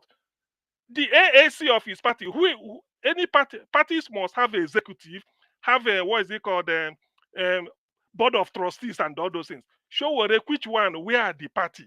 AAC that you formed, is it in every local government, every state? Who is the chairman of your board of trustees? All the things that INEC specified, it was INEC requirement. Every party must have board of trustee with all the officers populating it, and then the executive. So what we are with this pure dictator. If I go into student union, this thing, Sowore was not a national office of Nigerian students, whatever it is. He just a branch 2 years at University of Lagos. Coincidentally, he joined with 1993. So and then the political capital of Nigeria then, the boiling point was Lagos. So you just have to, give in. And they start as if it's not. Some of us went to Ikeja. My roommate in those days, all these things, we used to go to all those places. So when we see all these things he's talking, he just want to take glory. Now, if we put him down, we start to tell him, he's a nobody. That's what he just make he's a nobody. Beyond it, what have you been able to do? Show us your program. Tell Nigerians this is it. Just I bang this person in prison, and so what? If you pack them in prison, what happens the next day? Will that change everything? So he hasn't got the temperament to be a leader. Besides, he hasn't balanced a budget in his life. When I was saying it, I say yes. No public sector experience. I'm saying this. You open Sahara Reporter, it's like somebody who opened a shop at Mushi. That is private. You hire and fire. Have you balanced budget? Have you handled what's it called, pressure group? Let's say National Union of Road Transport Workers in your state as a governor, or even in your local government as chairman of a local government. Can you handle them? You only did Sahara Reporter and they're collecting money from Ford Foundation. You use it to run it, maybe based on charity because you want to liberate democracy. How then does that translate into an executive position? You haven't got executive experience. That's what we are saying. P2B has it. You may say Tinubu, whatever it is, he has it in Lagos and then Mobile, private. Working in Mobile is private. Lagos State Governor is a public. P2B has been a businessman all his time, even in UK, private. Anambra State Governor is public. Atiku was CM, let me say this to your point. Did he end his union as a president? Did he end his tenure? He did not end his tenure as a union president in University of Lagos. George, please let me not delay our panel. I'm so happy with what happened today. It means that we have so many talents here. At the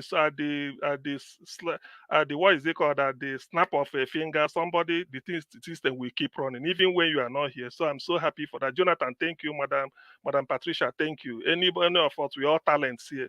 We can always take over. All that Niger Watch need is to open the shop for us, then we kick on. We know what to discuss. Leave everything to us. We organize ourselves perfectly well. Now everybody will be looking at us. So I'm so grateful. I thank all the panelists today. In fact, today is my happiest day here because it means that whatever it takes, everybody we know what the deal is. We know the state of play. So nobody should come and tell us maybe not that we are arrogant. We can still learn, but at least sufficiently we know where we are headed and they know where we are coming from.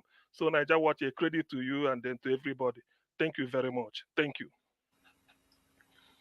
Niger Watch, 20 seconds. All right. Augustine, you said what? No, I will ask for 20 seconds. No, go ahead. Okay, thank you. Mr. Ferrari, I don't know if you are still here. I specifically want to speak to you. You see, I understand clearly it is no doubt that you are for a better Nigeria. because there's a fellow that usually come here to come and provide alternate information, and you always come in to come and counter that fellow. So I don't have any doubt at all of your sincerity. But I think today it's just a different ball game. And to also make things clearer, do you know that the Obidients, they've been printing flyers and distributing these flyers depicting how Tinubu has been wasting funds, how the senators and everybody, they are misgovernance. They've been sharing these flyers in the remotest part of Nigeria. That is one of the things the Obidients have been doing. But like I said, I know you have pure and genuine intentions. It's just the argument for today. And Mr. Frank, thank you very much. I hope you listen to this program with your friends and spread the words. And thank you and good evening, Nigeria. Nigeria, thank you for the time you gave me. All right, Oga Chris, thank you very much, sir. I appreciate you. Thank you. Somebody else was calling my attention earlier on. You want to say something? Is anybody there that want to say something? Because I'm ending the show right now. Yes, Mr. Elvis, can you hear you? Okay, go ahead, sir. Thank you. Hello, is it Mike? Yeah, hello? Go ahead, Mr. Jonathan. Yes, after you, I need to end the show. Thank you, sir. Okay, thank you. I just want to say this today. You know, with respect to the Labour Party, you know, I really want to put this out there. You know, the position of Abure and his gang, the gang of Arabambi and Apapa now. That's what you can call them now. They know themselves that their position cannot hold. Their position cannot be tenable if Mr. Peter Obi becomes the president of Nigeria. So they are aware of that. Their position will be threatening. Therefore, they will never, Abure and his gang will never allow that to happen. They will sabotage it. They will truncate it. They will destabilize it. In fact, Mr. Peter Obi can only be the president of Nigeria over the dead body of Abure and his gang. Over their pie body. It will never happen. They are threatening the presence of Mr. Peter Obi becoming, because he said it today. Clearly, Arabambi said it today. He said Abure is the leader of the party. And that is sacrosanct as by the constitution of Labour Party, referring everyone to the Labour Party constitution. So one can come to that conclusion that Mr. Peter Obi cannot, because if Mr. Peter Obi becomes the leader or the president of Nigeria today, Abure cannot last the next 90 days. Thank you. And they know this for a fact. So it is time now to move forward. If there's any other time, it is now. Thank you, Mr. Elvis. I'll leave it at that for today. I thank you very much for the opportunity, and I thank all my fellow panelists as well. Thank you. All right. Thank you. Thank you, sir. Thank you very much. I want to use this opportunity to appreciate every one of you today. Mr. Jonathan, thank you very much for relieving me from this duty today. I really do appreciate this. It was supposed to be Oga CM, but the network not allow him. So, and I was happy how you took over the platform. Thank you, sir. I want to appreciate every one of you that came into the platform today. Although some of you have left already, Mr. Jonathan, Abdul Malik, Oga Ferreira, Mr. Oduwa, Oga CM, Oga Chris, Mr. Black Panther, Mr. Frank, Mr. Give Us a Mandate, Mother Patricia, Mother Nena, and many others that came in. And God will bless you, and Mr. Destiny as well. Thank you very much. Those of you that called in, thank you so much. God bless you all. I appreciate you all, Madam Origin, Mr. Shimeze. Then who else again? That was I don't know, a couple of people came in, but Mr. Ben and many others. Madam, yes, sir. Did you watch the comment section? What's happening? They don't let Ferreira rest too. What did you do? Then they give her to anyhow. No, but nobody should. I'm used to it. That's no new. Ferrari is always for Nigeria. All right, let me round up. They know abuse you. Don't say that they argue with you. I know. I'm enjoying them. All right. Thank you so much. Thank you. That's why. Niger Watch. Yes. Sorry to come in. You know, I don't know by my own taste, because I've been here for quite a while. Today's soup sweet well. If to say you go give us extra, maybe this thing make we, if so, those well like and make them say, if the eyes have it, if you want it, make we request for extra time. Say no the extra eyes time, have it. Monday. Even if it's 30 minutes. Okay. Many people don't go sleep already. We go get extra time by Wednesday. Many people don't go sleep already. we go tell them, you know, go feed. We will go through mommy diaspora. Extra time. I know say better news they come on Wednesday. We will go through mommy. No, they go through them again. Just talk to mommy. That's all. You know, get choice. Okay, I don't know your trick, Nana. The higher authority. The higher authority. And the manager, the staff director. You now manager, director. Manager, not the staff director. Manager. Okay. Continue. Yes, on Wednesday is fine. Today is Monday, so there'll still be more. You know, we have more topic every day. So anyway, I appreciate every one of you. I appreciate those of you that supported the channel today. Stephanie Ojek, Michael Ganamaro, Oscar Blackburn, and Jaja. Now God bless you, my people. Thank you very much. My pocket never run dry. And people on the comment section, Mother of all Mommy Diaspora, thank you very much, Mommy. I appreciate you always. Mother Luke, thank you very much, man. I appreciate you.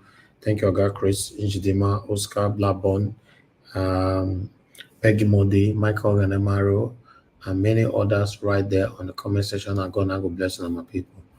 I would like to quickly say this. Too much of everything is bad. Yes, when I use the word too much of everything is bad, I'm referring to my friend Sowore. It's bad. Too much of everything is bad. You know, you cannot continue doing the same thing in a wrongful way. Then how do you want people to describe you? You know, describe this attitude.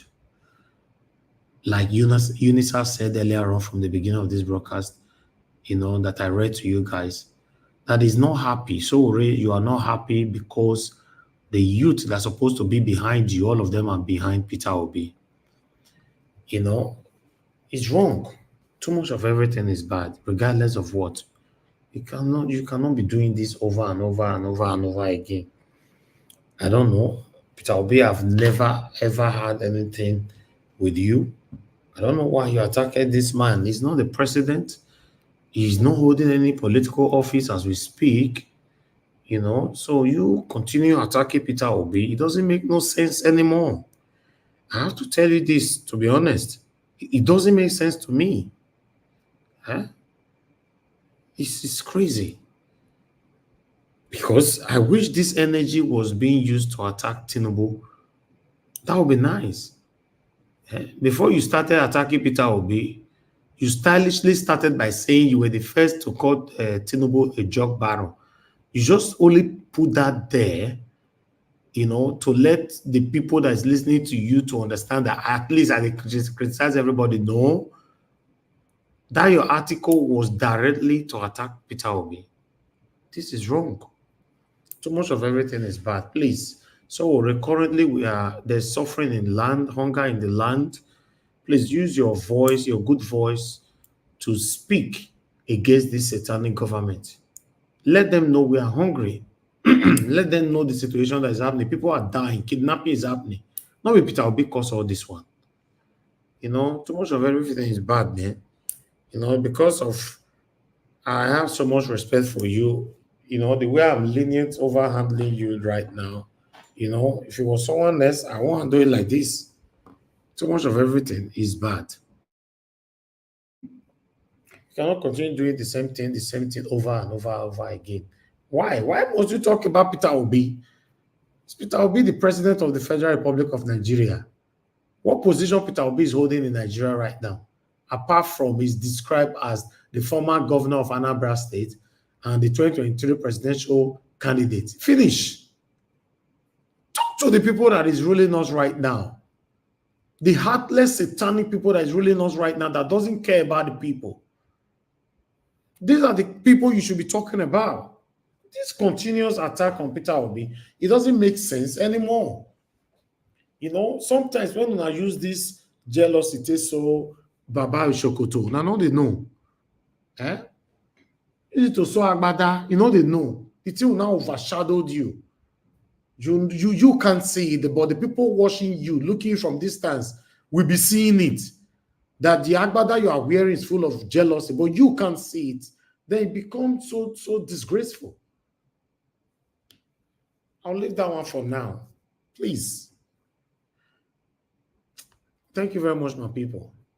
Thank you. I appreciate every one of you. I'd like us to end the show right now. I'll see you guys again tomorrow by 6 p.m. by God's grace. Guys, help us to press on the like button before you leave. Help us to share. Let our voices go far. You know, let's continue to stand for what is right. Nobody's perfect, but continue to stand for what is right. If you mistakenly do what is wrong, that's a normal thing because you are a human being. But when you deliberately doing what is wrong, that is where, you know, the punishment can come in. So please, let's do what is right. The situation of our country right now is not pleasing at all. We can't continue like this. Good night, my people. I'll see you guys tomorrow. Bye for now.